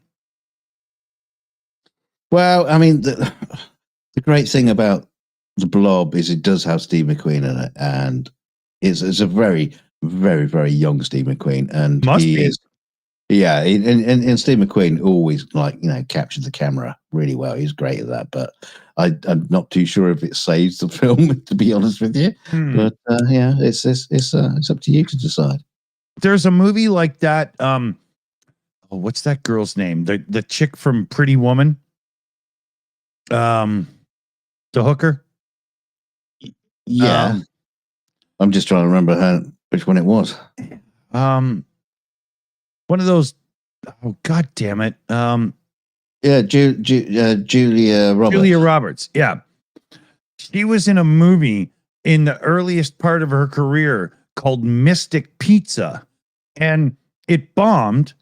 But then Julia Roberts took off as an actress, and then they released the movie and credited her as the big star in the movie, even though she kind of isn't. She's just one of the few people in the movie, right? And it still didn't save it. Do you know what? A lot of that happens. A movie will get rebranded because somebody becomes famous, even though they're on screen for like 30 seconds. Yeah, exactly. And they'll be front and center of the poster. Well, she was on for more than 30 seconds, but she wasn't the big star, you know, like there was other people, you know. I remember the movie. It wasn't bad, you know. I remember there was a cool Porsche in the movie. I remember that. Of course, that's the sort of thing you'd remember. Yeah, I remember the car more than her, to be honest. Yeah. there was an entire sex scene on the bonnet of the car, but you can't remember that. It was just like trying to get out of the way. Yeah, but I can tell you it had real, authentic Fuchs wheels.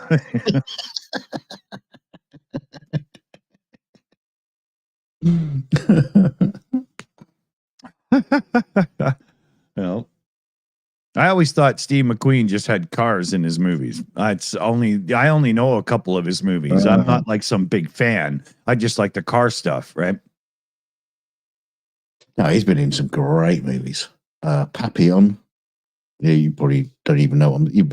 I'm just saying words now to you. You're just like gibberish. Papillon. I wasn't sure that was even a word. It could have just been a sound your body made while you bent over. I don't know. Well, one of the very little things I have in my brain. That's French for butterfly, I believe. Yes.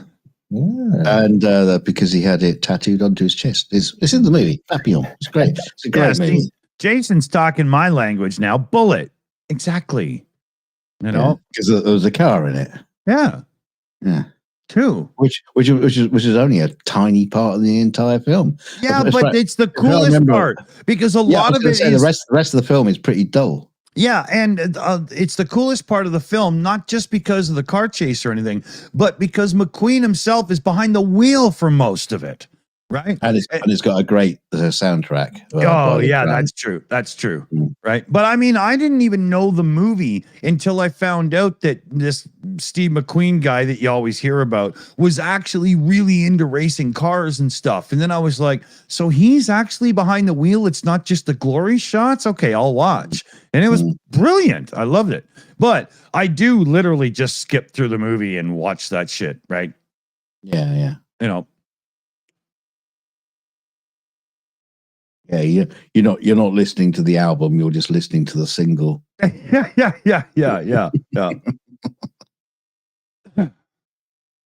But it's cool stuff. Yeah, James Dean, right? Ronnie Franklin. Oh, cool hand Luke. He was great in that. Magnificent Seven, obviously, he was in that. Magnificent Seven, is that the movie that the guys from Cheers always talk about in the bar? They're like, it's the greatest movie ever made. Isn't that the one? Oh, for fuck's sake, please tell me you actually know what the Magnificent Seven is. Well, by the time I actually bothered to look into it, I think there was a remake, and I was like, it can't be this. There's no way. No, the remake was terrible. No, the original Magnificent Seven, which is actually a remake of the Seven Samurai, which is also that was using Star Wars. Did George Lucas make it? No. George Lucas stole another Kurosawa film. Yeah, that's what I was getting at. Yul Brenner, UTV and Ham in the chat there. I know that name. Yeah. Yeah, Yul Brenner was in Magnificent Seven. Got quite a few people in it. I thought he was one of those Robert brand new Vaughn logs you put in the fire at Christmas. Robert Vaughn was in it, who bought me a drink once, which was cool. Oh, that's cool. Yeah. Who? Robert Vaughn. Who's if you look at Robert Vaughn, he's practically been in everything.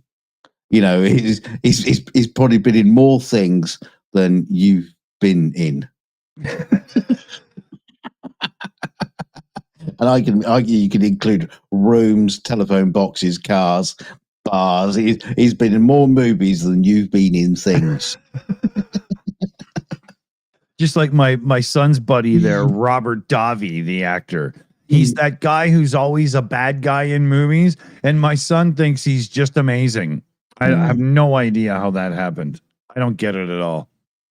I don't care. It's fine, right? You know.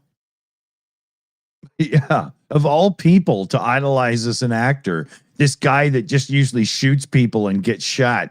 It's funny. Yeah. Never the leading role. Always the bridesmaid, never the maid. Oh, we'll have to get him to dress up in a bridesmaid dress if he ever joins us for a pub chat.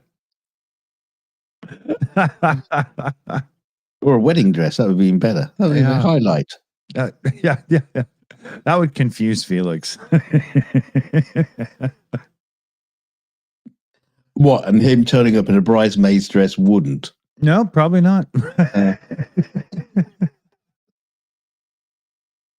Some things you can make sense of.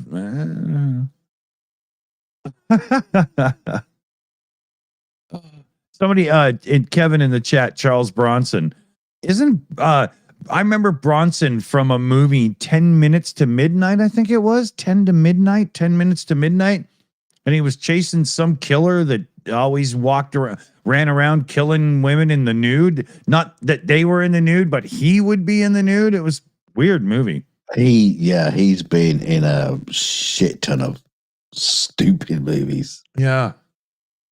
He was in a movie. What was it called? Masters of the World, which is like a one of those kind of like fake Jules Verne kind of stories with Vincent Price, who was like playing a Captain Nemo type character who had like a big like flying ship, like the Nautilus, but like a flying airship type thing with big propellers on it. And Charles Bronson is in that movie.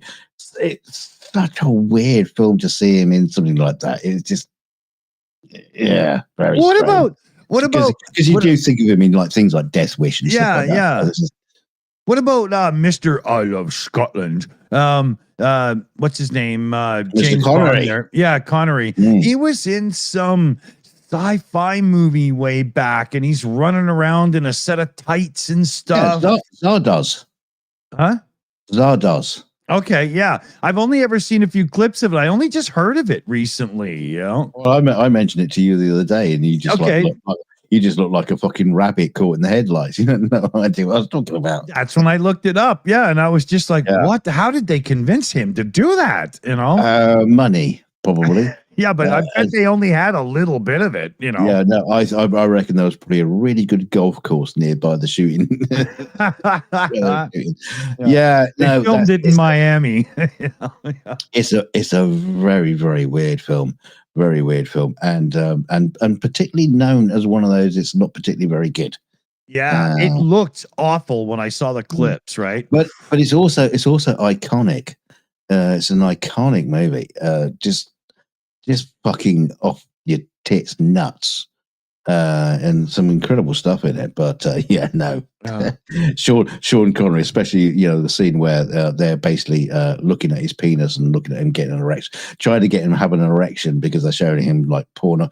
Well, it wasn't even pornography, but they're showing on like this view screen of like people getting it on and getting all kissy and cuddly and stuff, and there's like standing around watching him have an erection. Holy shit, man! What the hell?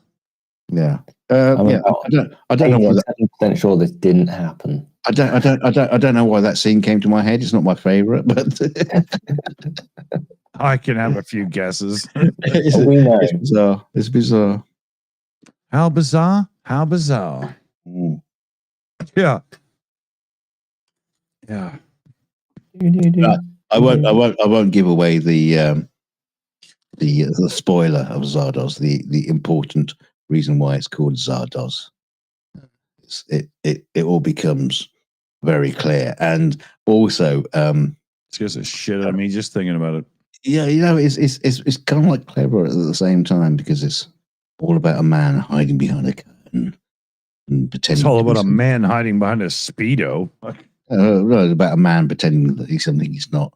So it's kind of clever, but just take lots of drugs and watch it. I take lots of drugs and I can't bring myself to watch Yeah. it. So. I don't mean paracetamol and ibuprofen, Yeah. or I'll take a couple of aspirin and I'll watch Zardoz. Yeah. Not the painkillers I chew for breakfast. You know? I'll drink some cough syrup.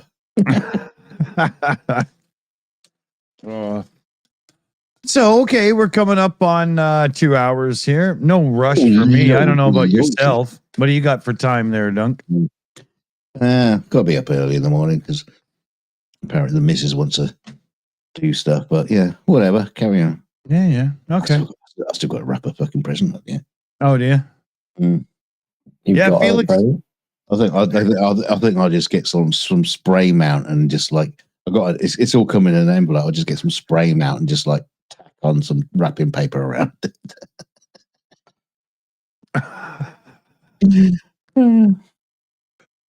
Oh, you didn't go shopping at the Unabomber's shop, did you?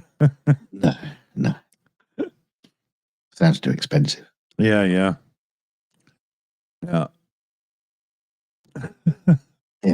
No, it's I've got a lovely present for her. It's basically just an Enforcer gift card, a super chat gift card that she can just like just send super chats to the Enforcer from. for $5 Canadian. No, it costs £5,000 because the Enforcer doesn't he looks down on anything below $100 But you've got a super chat over £4,000 to get a tour of Super Chat Castle, right? So yeah.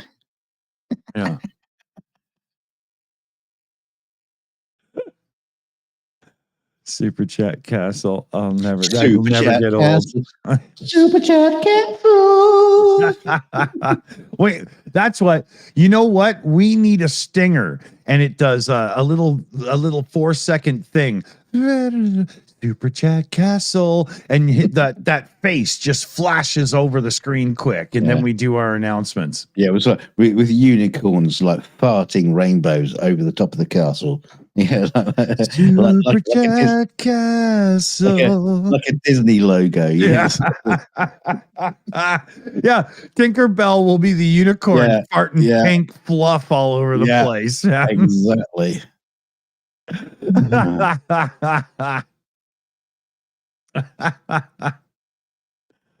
Anybody remember a rapper from Canada?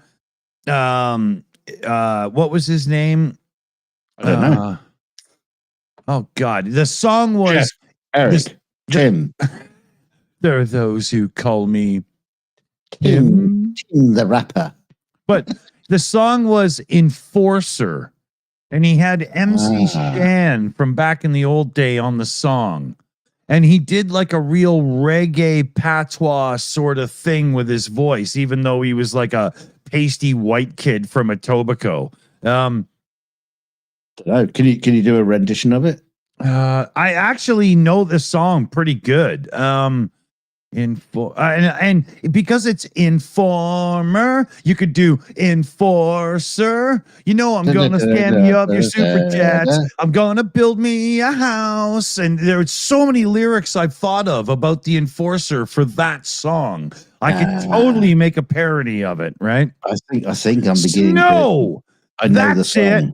Simone's got it. It's Snow. That's his name. Snow. Yeah. That's it.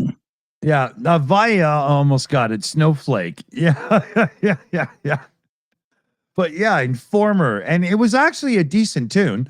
It was about him because he was supposedly on charges of attempted murder, but then he got off, and they tried to use the story to sell him as a hardcore guy. But he was just some wussy bitch that was just in the wrong place at the wrong time. You know? Yeah. You know, probably got daddy's car impounded, and you know, that was about the worst of it. Yes, no. But yeah, I'm gonna if anybody can find me a karaoke version of that song by Snow, Enforcer, that's like, you know, decent sounding, I'll make a fucking parody out of it. And I'll just put it out so everybody can use it for whatever. Like, I'm not, we won't upload it here. I'll just, you know, sneakingly release it so everybody can play. Ooh, like a silent but deadly fart. Yeah.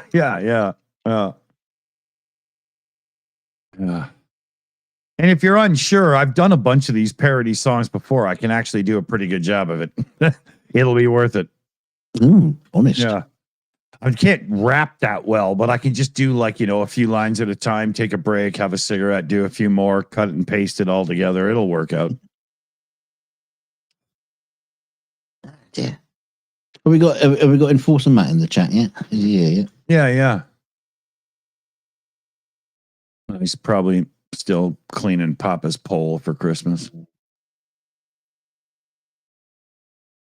They're getting ready for tonight's special Christmas Eve scam.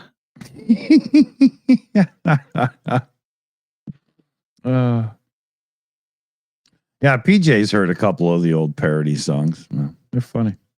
They were hilarious to do. I used to I'd get the idea and I'd be drinking like I am right now, you know, on like beer 4, and I'd get the stupid idea and I'd just fire up my gear and write it down as fast as I can and find a song to sing it to. I'm not going to sit here and record all the music and take 5 days to do it. I do it in like half an hour just for the shits and the giggles, right? I've got to read out PJ's comment. He says, heard some of Dick's parody songs, and they're actually very good. Yeah. Well, but it's like, surprise. Hey, Shayna's in the chat. Hey, Shayna. Yeah. But, you know, Hi, Shayna. How's it going? Merry Christmas to you. Send me a super chat, cause I'm with it. I'll send me all the super chats. I'm the only one that's worth it around here. Well, fucking hell, you bastards. She is where's gonna my super chat? kick your ass for putting her in that fucking super chat castle set, you know. Someone's got to keep the boys in line down there.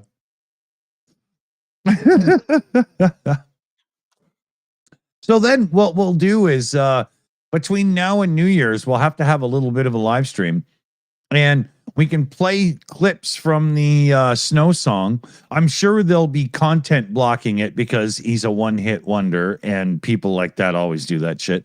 But we'll play little clips, and in the live chat, we can all get together and write the lyrics. Well, you know, within reason.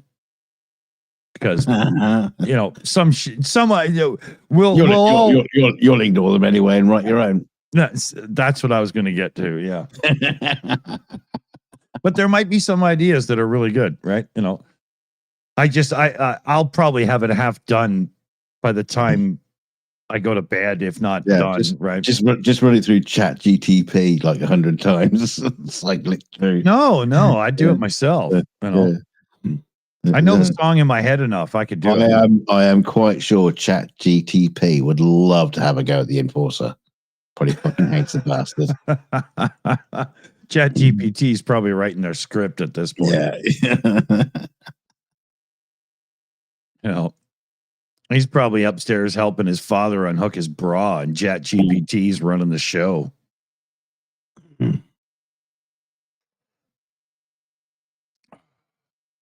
So, oh, wait a minute. Do we have a thingy? Okay, no. Oh, that's funny. Okay, I had a beep, and I'm like, "What beep?" I gotta look, and it turns out it's just a neighbor's microwave. Yeah, kind of. There's one other single dad in this little complex that we live in, and today I went over.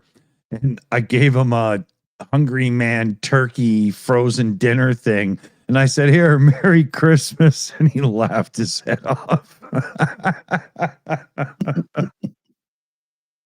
That was funny. Yeah. Well, the fact that you had it. No, I went and bought it on purpose to give it to him. It's not like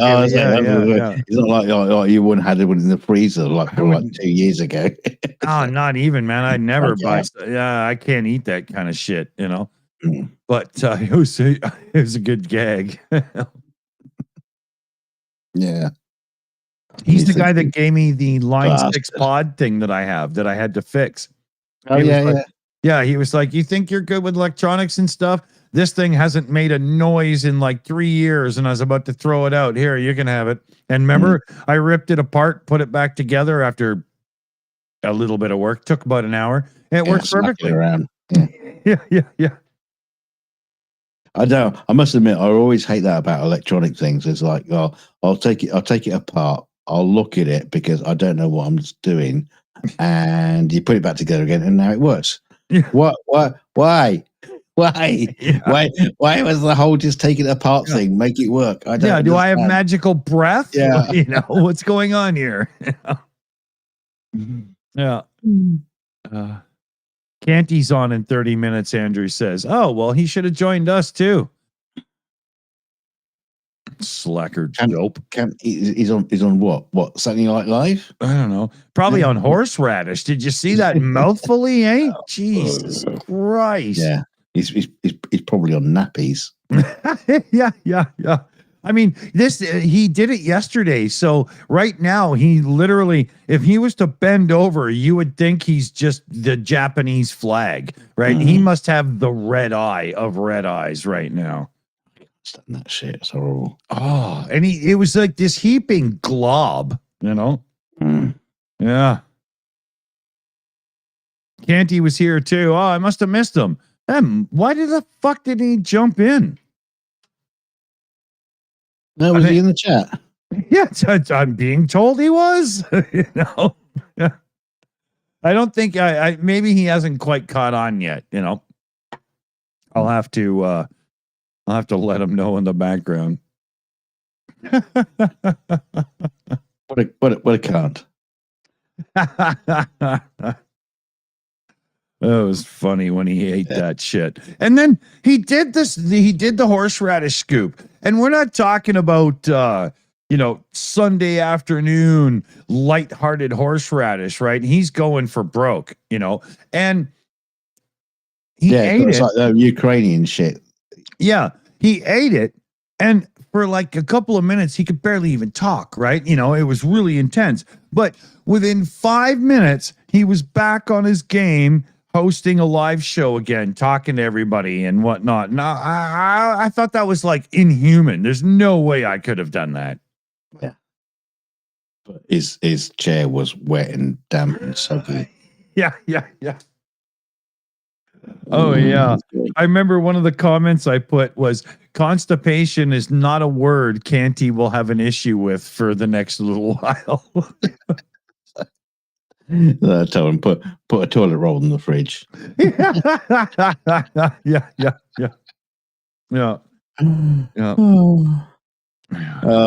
That was always my brother's expression after going out for a curry and getting out like a big a really hot curry. Go, yeah, put the toilet roll in the fridge.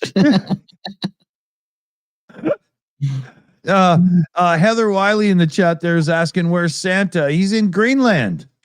That's not Greenland, that's the moon. Yeah.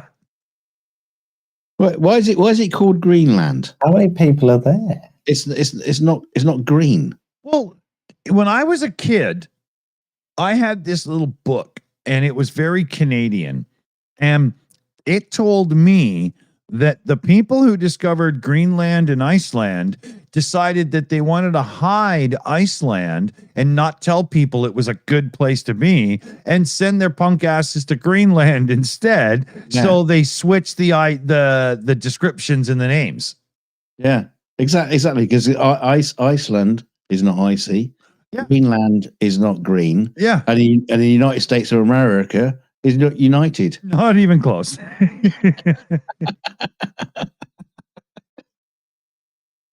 It's all lies. Yeah. And Canada is a little bit bigger than a village. And don't get me started on Great Britain. Yeah. If they were so great, where the hell is British Leyland? Yeah. Now we have to bring back the colonies. The British Empire when half the world was pink. Yeah. That's when Britain was great. Oh, yeah. I'm going to pretend I'm off there now. Yeah, selling people and, to make sure you had tea. Yeah. Well, actually, no, that was the Spanish. There was a few. all my tech is failing, so I'll jump. But pleasure as always. Merry Christmas and all that shit. All right, Dave. Merry Christmas. Yeah, good to hear from you. I might jump on before New Year, after New Year, probably not during New Year. But yeah, have a wonderful time, everybody. Everybody in live chat. All right. Be nice to each Up other. your bum. The moment I said be nice to one another. Yeah, Well, and remember, there's a- don't take candy from unicorns that fart pink. Yeah. And on that No, note, send the money instead. Send them lots of money. Just send me just cash. Bearers bonds, checks, cryptocurrency. Your grandmother's wedding ring. Send it all. Yeah. Cash with gold. Yeah, just send all your gold in an envelope and send it to the Enforcer at Rich Bastard House in the United States. They'll know where to send it. Yeah, just send it to me. But I can. Take it easy, elf on a shelf. take care, everyone. Bye-bye. Goodbye. Merry young Christmas. Mortal being. Goodbye. All right. So Dave has left the building. Hooray! We can talk shit about him now. We should give Santa props for bringing all those presents to the seal clubbing northerners in our country. Way to go. Yeah. Oh, no, not just seal clubbing, but baby seals. Yeah. You know. Yeah, Yeah, you got to leave the adults. Get them while they're cute. Well, no, but you can't club the adult seals. Otherwise, there won't be more babies to club. So you have to do your clubbing smartly. Well, not only that, you can't club the big seals because they're too flabby. If you hit them with a club, it just bounces back into your face. Yeah. They just pop some ecstasy and start raving out because they go club. What? No. You got to get them young where their skulls are thin and crackable. So it just goes like squash. Yeah. There you go. Yeah. Just to show everybody that I'm not above making fun of my own, we have some seriously fucked up shit that goes on in Canada. Look it up. Yeah. Look at him. Yeah. We seriously every year have a group of people that go out and club baby seals to death with their bare fucking hands. I shit you not. That's what happens. And for pray tell, Kel reason. What? I can't do the French. What's the reason? For why? It has something to do with Scientology. Ask Tom Cruise. I'm not really sure. Is it for the furs? Or no, it's just a traditional way of life.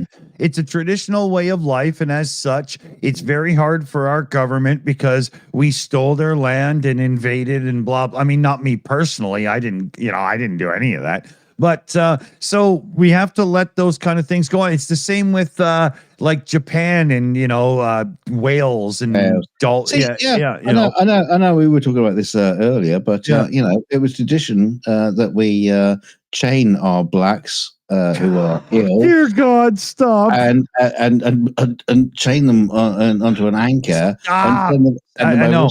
Boat. You've already made your point. You don't have to say anymore.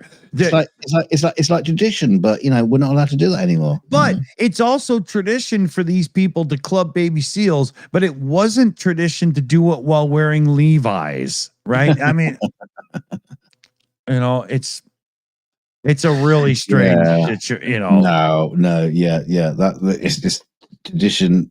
Yeah, fuck off. It's so stupid at this point. It's not funny.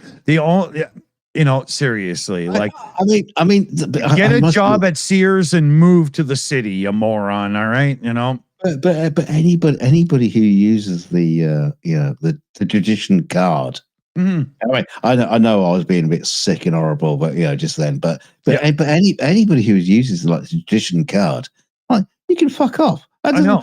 It doesn't mean anything. I know. It usually is an excuse for bullshit, to be honest. Yeah, exactly. Right? It really is, Yeah. And that's the whole thing, we've got to a point in life where most people wouldn't be caught dead in real fur and whatnot. So why are we killing these baby seals? Right? I mean, real fur. It does have nicer. It does have an actual value for people who are living in those environments and blah blah blah and stuff like that. Unless you're wearing Nikes. I get it, but when it's like just prancing around on the catwalk, like that, I mean, my mum had a fur coat, and I think my sister had a fur coat, and my mother had a couple, but they were bought free because there were people kissing my dad's ass because of business. Right? But it always was a thing. It's like, oh, you got a fur coat? Yeah. I was born in 1970. I was still time of fur coats, right? But by the time I was 20 years old, my mother had gotten rid of all of them, and she was like, "No fucking way!" Right? Yeah. And the fur trade at that point, Jesus Christ, decimating. Rife. Yeah. You couldn't breathe them fast enough. Yeah. Like, have you ever seen a mink farm? That's some seriously fucked up shit, man. Yeah. Well, I've seen one. Yeah. And minks are tiny. Yeah. And But it was like, but it's like when they had the big cats were being skinned and shit. Oh, man. Bad news. Yeah. I remember. You know, no one ever actually skinned an elephant and made a coat out of it. You'd walk around looking like a nutsack.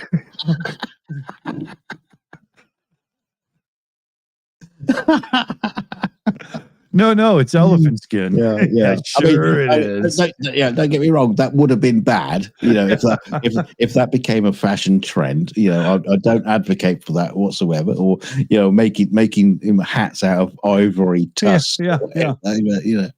Just the stupid things that humans do. No.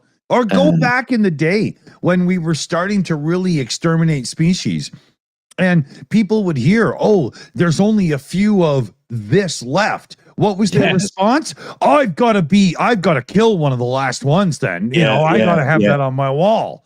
Yeah, I got to get it. I got to kill it before there's none left. Yeah. For me to kill. That was the manly approach. It must be killed. Wow. But there are hilarious things like, the giant turtle or the tortoise. What, the giant holding tortoise. up the flat earth? No. Oh, okay. No, not that one because yeah. because he doesn't exist. No, the funny things about the people transporting the giant tortoise back to the UK and of course the dodo. The dodo. Too stupid to know better. Just hi. Yeah, Good, yeah. dead. Yeah. Yeah. It was just like, dude, shit, you're delicious. Yeah. And that was the thing about this giant tortoise that they got the last remaining specimen, and they were taking it back to Britain for the scientists to study. They ate it. They ate it because it's too damn delicious. Yeah. And it's like, wow. I mean, yeah. if they were that good, oh my God, could you imagine? We would have like tortoise farms now. Oh, we'd have like cattle. Instead of beef, we'd have this absolutely phenomenally delicious tortoise meat. There'd be a chain of restaurants called Tortoise Tacos right now, right? The Mac Tortle. Yeah, it's too bad. Instead of just wiping them out, somebody didn't think I should farm this so I don't have to hunt it anymore. I know. Yeah. But that's just humankind. Absolutely fucking idiotic stupidity. Yeah. And why do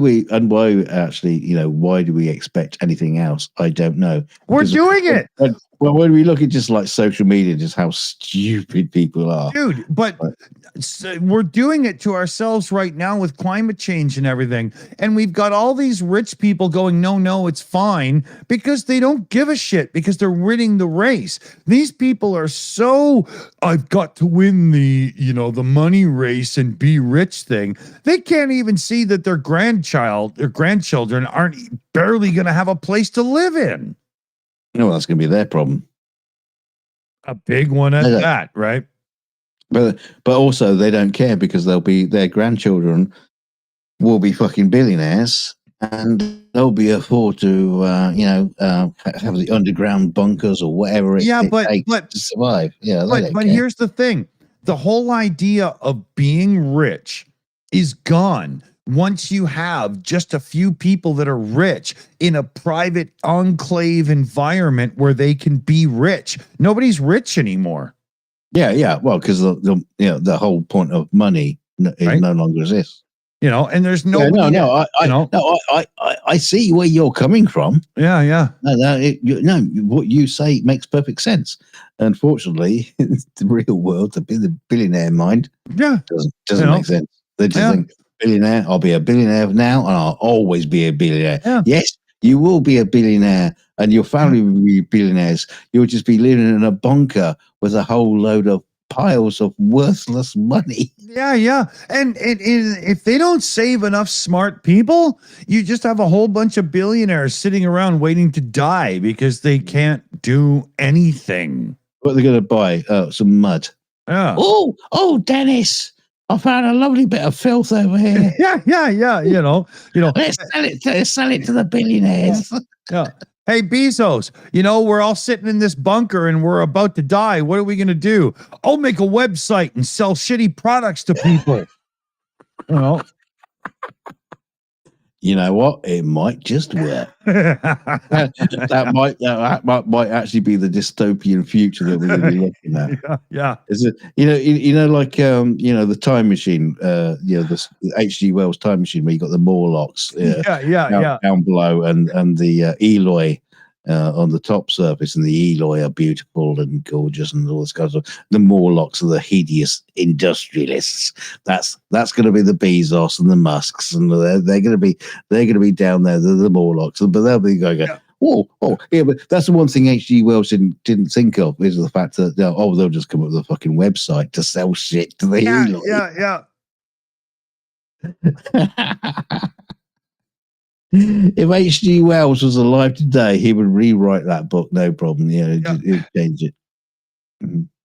Oh, and also after watching, H.G. Wells, after watching Back to the Future series, he'd rewrote the entire book to be a bit more interesting. Yeah.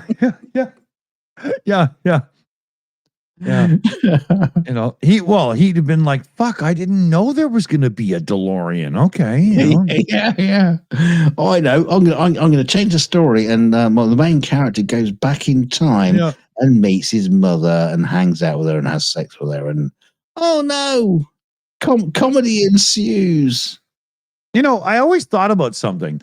Is there a tiny bit of science to the fact that the DeLorean is basically a stainless steel exoskeleton, and as such, kind of a Faraday cage on wheels?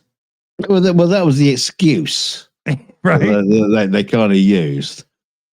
I can't remember the line. It was a throwaway line. Yeah, exactly. When he introduces the DeLorean. Utter gibberish. Totally pointless. I understand what you're saying. The parody cage sort of thing. It kind of like makes sense. Yeah. But but there's a lot of scientific inconsistencies in those. Films. Yeah. The disappearing and all that. When the fact that the first comes through and the car's frozen and it's covered in ice never happened again. That was the only one and only time it ever happened. Yeah. There's a funny moment in an Avengers movie where a smart person says, no, because if you go into your past, it's still your future. And they explain it properly for the first time in science fiction history, right? And everybody standing there is like, really? All these movies are bullshit? And it was pretty funny. I can't remember it very well, but it was something like that. Well, again, the science behind time travel, the fact that it was Stephen Hawking. He put out a big fan of him. Yeah, he put an invite out to the future. Yeah, man. Yeah. To come to his birthday party, and no time travelers turned up. So therefore, he concludes time travel doesn't exist. Well, but again, wait a sec. But the thing is, he didn't use the Doc Brown methodology that as soon as you have a certain event, there then becomes a split in the timeline, and you are still existing in the timeline where a certain thing didn't happen, where someone else, the time traveler himself, will be now existing in that new timeline. Right. So it's like I brought it up a little while ago about the fact that if someone decides to become a time traveler, mm-hmm. or works out to be a time traveler, goes back and kills Hitler, right? They are the one that are now living in the new future that Hitler is. It wouldn't affect us at all. It wouldn't affect us at all. We wouldn't know. No, we wouldn't know at all. There's a funny thing when you bring up Stephen Hawking. He did the math. I think there might have been people with him. I'm not really sure. But for the most part, our best theories of how to do time travel to the past, not the future, that's easy, right? But to the past, to return if you do the future thing, or to go in the past, is the wormhole idea. And Yeah. the problem is the math proves that if you try to bring a wormhole into fashion to be big enough to be useful, the feedback loop will kill it in a heartbeat. It's never going to work. Never going to work. Right. And I personally think the idea, like, I know that like physics tells us, like, if you're really into this stuff, that the past, the present, and the future does actually exist and so on. And there's this, crazy shit you can get into. But the idea that you could go into the past and affect the present where you're from is moronic, because if you go into the past, it's still your future, right? There can't be this science fiction, all of a sudden my father's rich shit, right? No, that's stupid. I also love the fact is when like scientists actually try to put the math to it. What actually happens?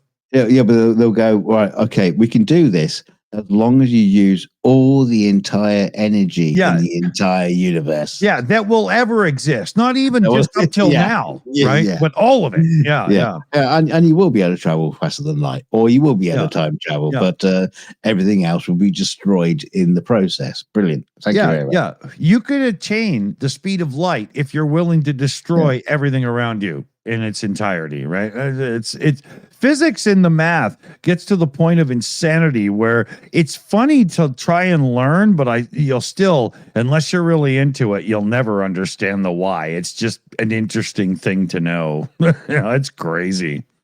So it makes you wonder what's science fiction going to be like in like 10,000 years time. Oh, wow. Because you think about science fiction now, you think about things like Star Trek and faster than light travel and all that kind of stuff, and subspace communications, instant communication across the universe or whatever. And it's like well, this is science fiction, and the mathematics just bears out that it's just like bollocks. That's not going to happen. But in 10,000 years time, what is their science fiction going to be like? Yeah. Will the Heisenberg compensator ever be a thing? How can you compensate for uncertainty in and of itself? It's just hilarious, right? Well, the funny thing is, when you go back to like into science fiction of like of the early Victorian period, or just like the 1900s or something like that. Yeah, and like Faraday's days or something, right? And you look at the science fiction, Jules Verne and obviously H.G. Wells and all that stuff, and the graphic novels and comics and stuff like that. And there's a great picture of I remember it, of like a space pirate, and he's climbing the ladder into a rocket ship, and he's still Spaceballs. He's still dressed like a fucking pirate. But the thing is, instead of having a dagger in his teeth, he's got a slide roll. and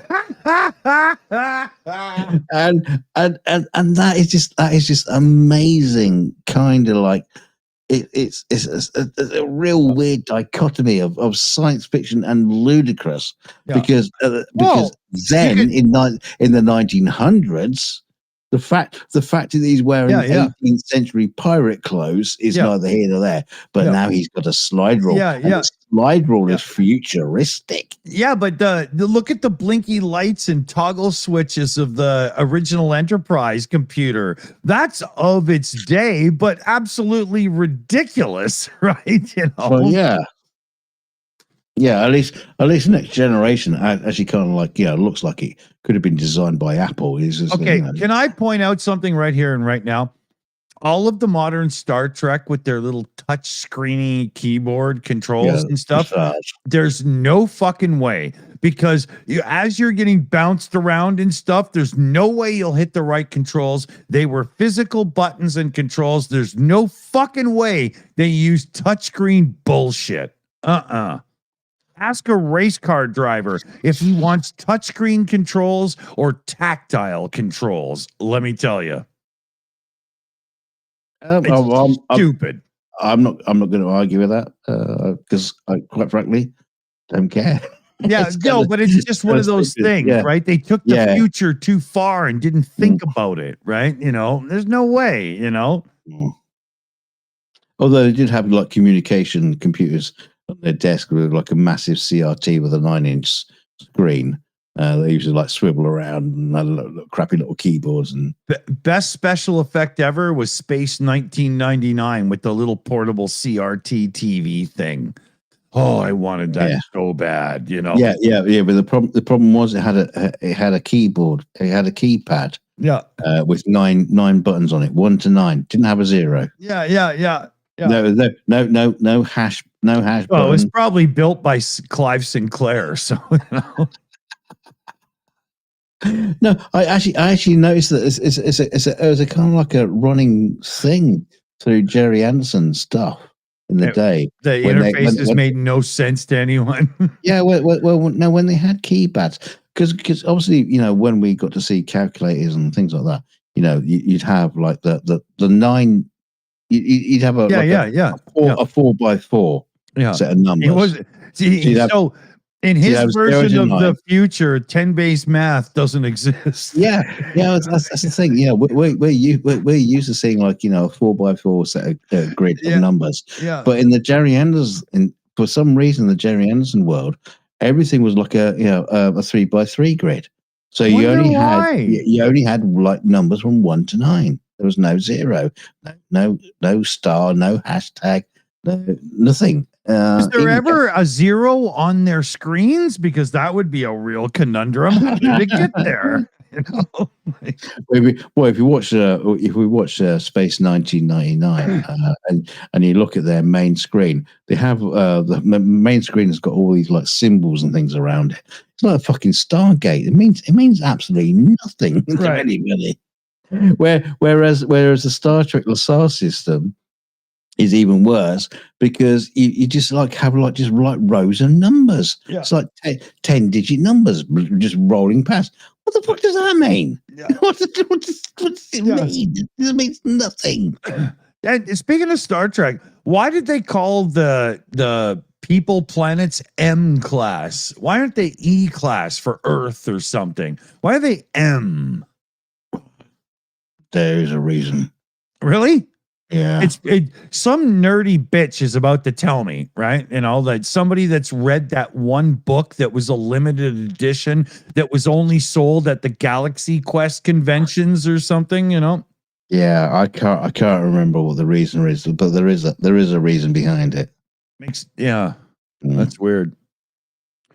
That's the one thing about Star Trek is they do sort of like have kind of like a sort of a sciencey rule book that gives reasons to certain things. And speaking of which, okay, you said the word science.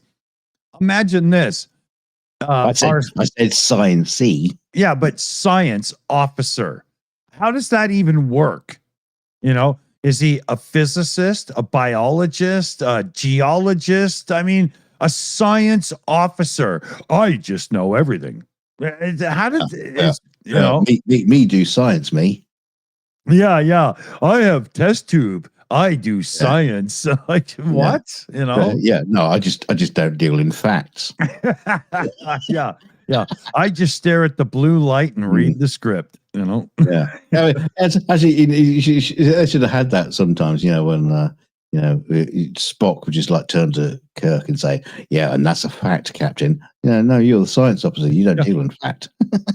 Spock should have looked at him one time and said, "I'm a science officer, not a doctor," just to do the little bones thing.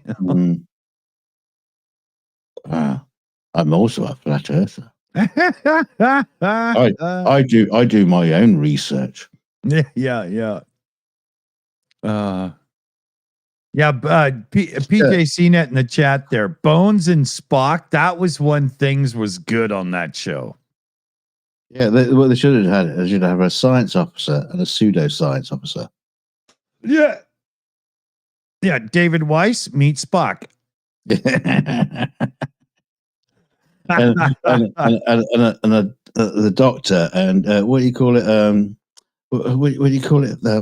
Like some kind of like crystal healer or Yeah. And our shaman. Yeah. I'm trying to think what you call it. We're not a hematologist. What do you call it to people who are into homeotherapy? Oh, homeopathy or something. Yeah. Patchouli oil traders. Yeah, with those little salt pepper things. I'm just beaming some crystal energy into you. Yeah. I think Gilligan and the skipper had to deal with them a couple of times on the island. Those poor people. Sodom. That was hilarious in Galaxy Quest, though, when they thought Gilligan's Island was real. that part when that was funny. Such a great movie. Galaxy Quest. Yeah. So I still wish that one day we will get a version of that movie edited together for us where they show that Tony Shalhoub or whatever his name is actually is getting high all the time, and that's why he behaves that way, right? Yeah. I would love that. And I would love to hear Sigourney Weaver say, "What the fuck?" Like in that part where all that shit's bashing around. No, but there's no reason for this when she flips out and almost breaks the fourth wall moment, What is it she actually says? Yes, there's something, and it's supposed to be fuck. You can see clearly. Right? You can see her say it, but they dub it for something else. I can't remember what it says. I can't remember that, but I remember the moment where all the smashy things are going on and she just loses it. Like, this is stupid, you know what? But I kind of actually like the fact that they redubbed it and you can clearly see her say, "What the fuck?" Really? And it's redubbed to something else because it's kind of to fight. It's kind of funny. Yeah. It is. It's hilarious because it's so obvious. It's one of the worst or most obvious dubs of movie history, Usually when they do a dub that's that obvious, they like use a different angle to try to hide it or something, like grab a different camera or something, But yeah. Yeah, thing is, I know you're a big fan of the Orville, but I do kind of wish they would have gone through with Galaxy Quest TV show. And I don't know if they would have done it as in Galaxy Quest World or as Galaxy Quest of the crew of the TV actors playing the role on a starship and not fit for. I don't know which way they would have gone with it. Right. They could have done the Larry Sanders version of it, where it was a behind the scenes version of people on a or just crossing over from the fake the actual TV show to the fake TV show. That could have been really interesting. Yeah, but I it's a good show. There's some amazing episodes. They handle like transgender issues on a story arc in the Orville. That's fucking awesome. It's unbelievable how well they did that, to the point where a lot of people didn't even realize that's what they were setting up. It was really good. That's fucking brilliant. We do have a shout out here. Oh, hey, it's Isandering, the guy that actually, helps Nick look smart over on In Time. Hey, Isandering, $10 super chat as well. Get some eggnog. Hey, Isandering, I hope Christmas is awesome your way and you and yours are having a great one. Yeah. Thanks, man. Thank you very much. Here, let's get the damn, the Enforcer, oh, for God's sakes. There we go. Well, have I got some money coming in here? Yeah, thanks, Alexandra, for that. I'll take the money and run. I'll even buy it. Take the money and run. I'll even buy a decent jacket because I got shitloads of cash. Look at me, I'm just a beautiful person, just like dripping with gorgeous clothing. Enforcer Matt was a scammer in Texas. I've even got an emblem on my T-shirt that looks like a Monty Python sketch from it's a cartoon from Gilliam did that. It's the Holy Grail.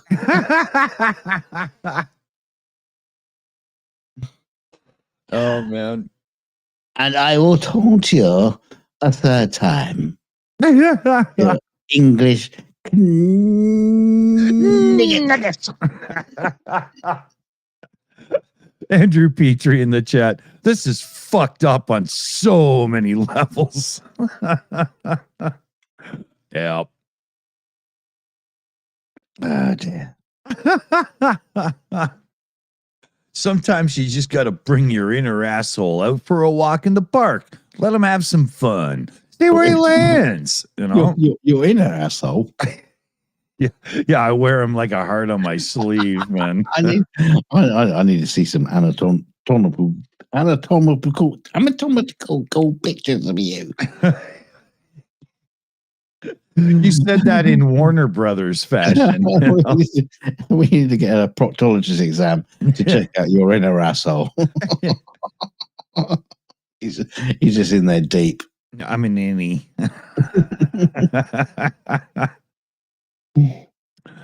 Oh. So let's see here. We're probably getting a little late your way. Yeah. We're getting a little late my way. I am actually supposed to have two of the neighbors over. I have a golden holy grail of, those stupid plug and play video games where it's just like a joystick with a few little cables coming out of the back that you have to put batteries in and they play awful games. I collect those. I know it's weird, but I have some really cool ones. And one of my like holy grail ones is Golden Tee Golf.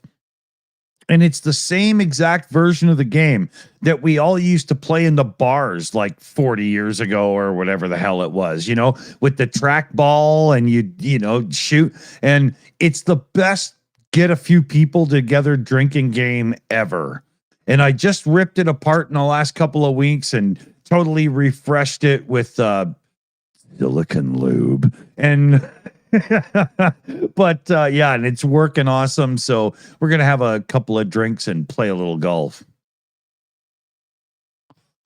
Isn't that weird? But it's awesome. If you know the game, I mean, it is badass. It's perfect. It's exact. Did someone say golf? I'm in. Let's do it.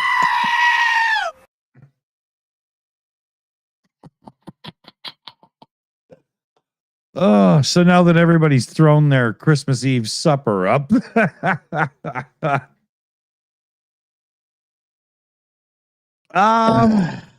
let's see here.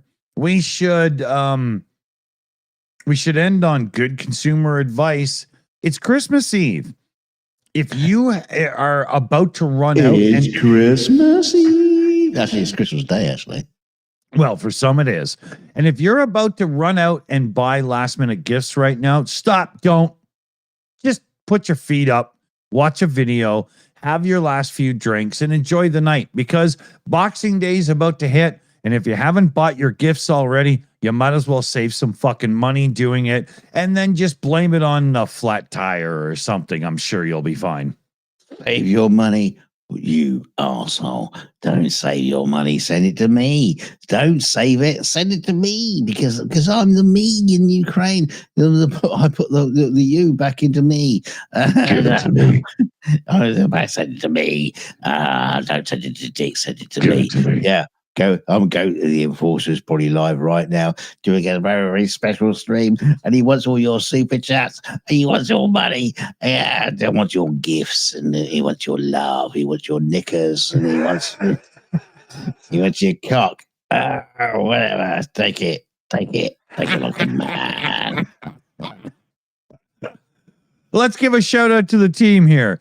We got PJ CNET hanging in tonight. Big shout out to PJ CNET. Works really hard for the team. Shayna was in. We got Chris Lundy in. Hello, I was in. And Chris. Oh yeah, I was in too. Yeah, Chris. Yeah. just. I was just in. Yeah. Checking things out. I feel like I'm on Echo Beach, far away in time. Yeah, get on with it. No, you're supposed to do the thanks and stuff. Okay. Right? Okay, I'll do this. I'll do the other thing then. Yeah, don't forget to hit like on the way out. I'm going to do that right now because I don't know why, but I'm going to do it. Thanks. He never actually does. He's a total prick. No, I do. Look, I'll tell you what, I'll take one away again then, so fuck you. I don't. Thanks everybody who sent in the super chats and donations and stuff like that. We're gonna get Dick a new chair because he's, look at him sitting on that fucking spike. He can't do that. You ever land on a bedpost and think you're stuck for the evening? Yeah, it's starting to work his way up his backside. Yeah, we got to get him a proper chair. And thanks for becoming channel members and stuff like that. Yeah, and don't forget to share us out on social media. I don't know if you want to share this show out, but definitely click some of those little juicy bits and just send it to the Enforcer. Put them up. Just create a little video and then put it onto go to find the Enforcer on Twitter and send him links and just make him cry like a little baby. I do what hell you like. I don't care, but anything to rock the boat, rock it. Rock the boat, baby. Yeah. So, Merry Christmas to everybody. Merry Christmas, everybody. And may your trees be filled with presents underneath and not with the neighbor's cat. Because why do cats love Christmas trees? That's a weird thing, isn't it? May the squirrels not shit nutmeg onto your Christmas laurel. Yeah, something like that. Yeah.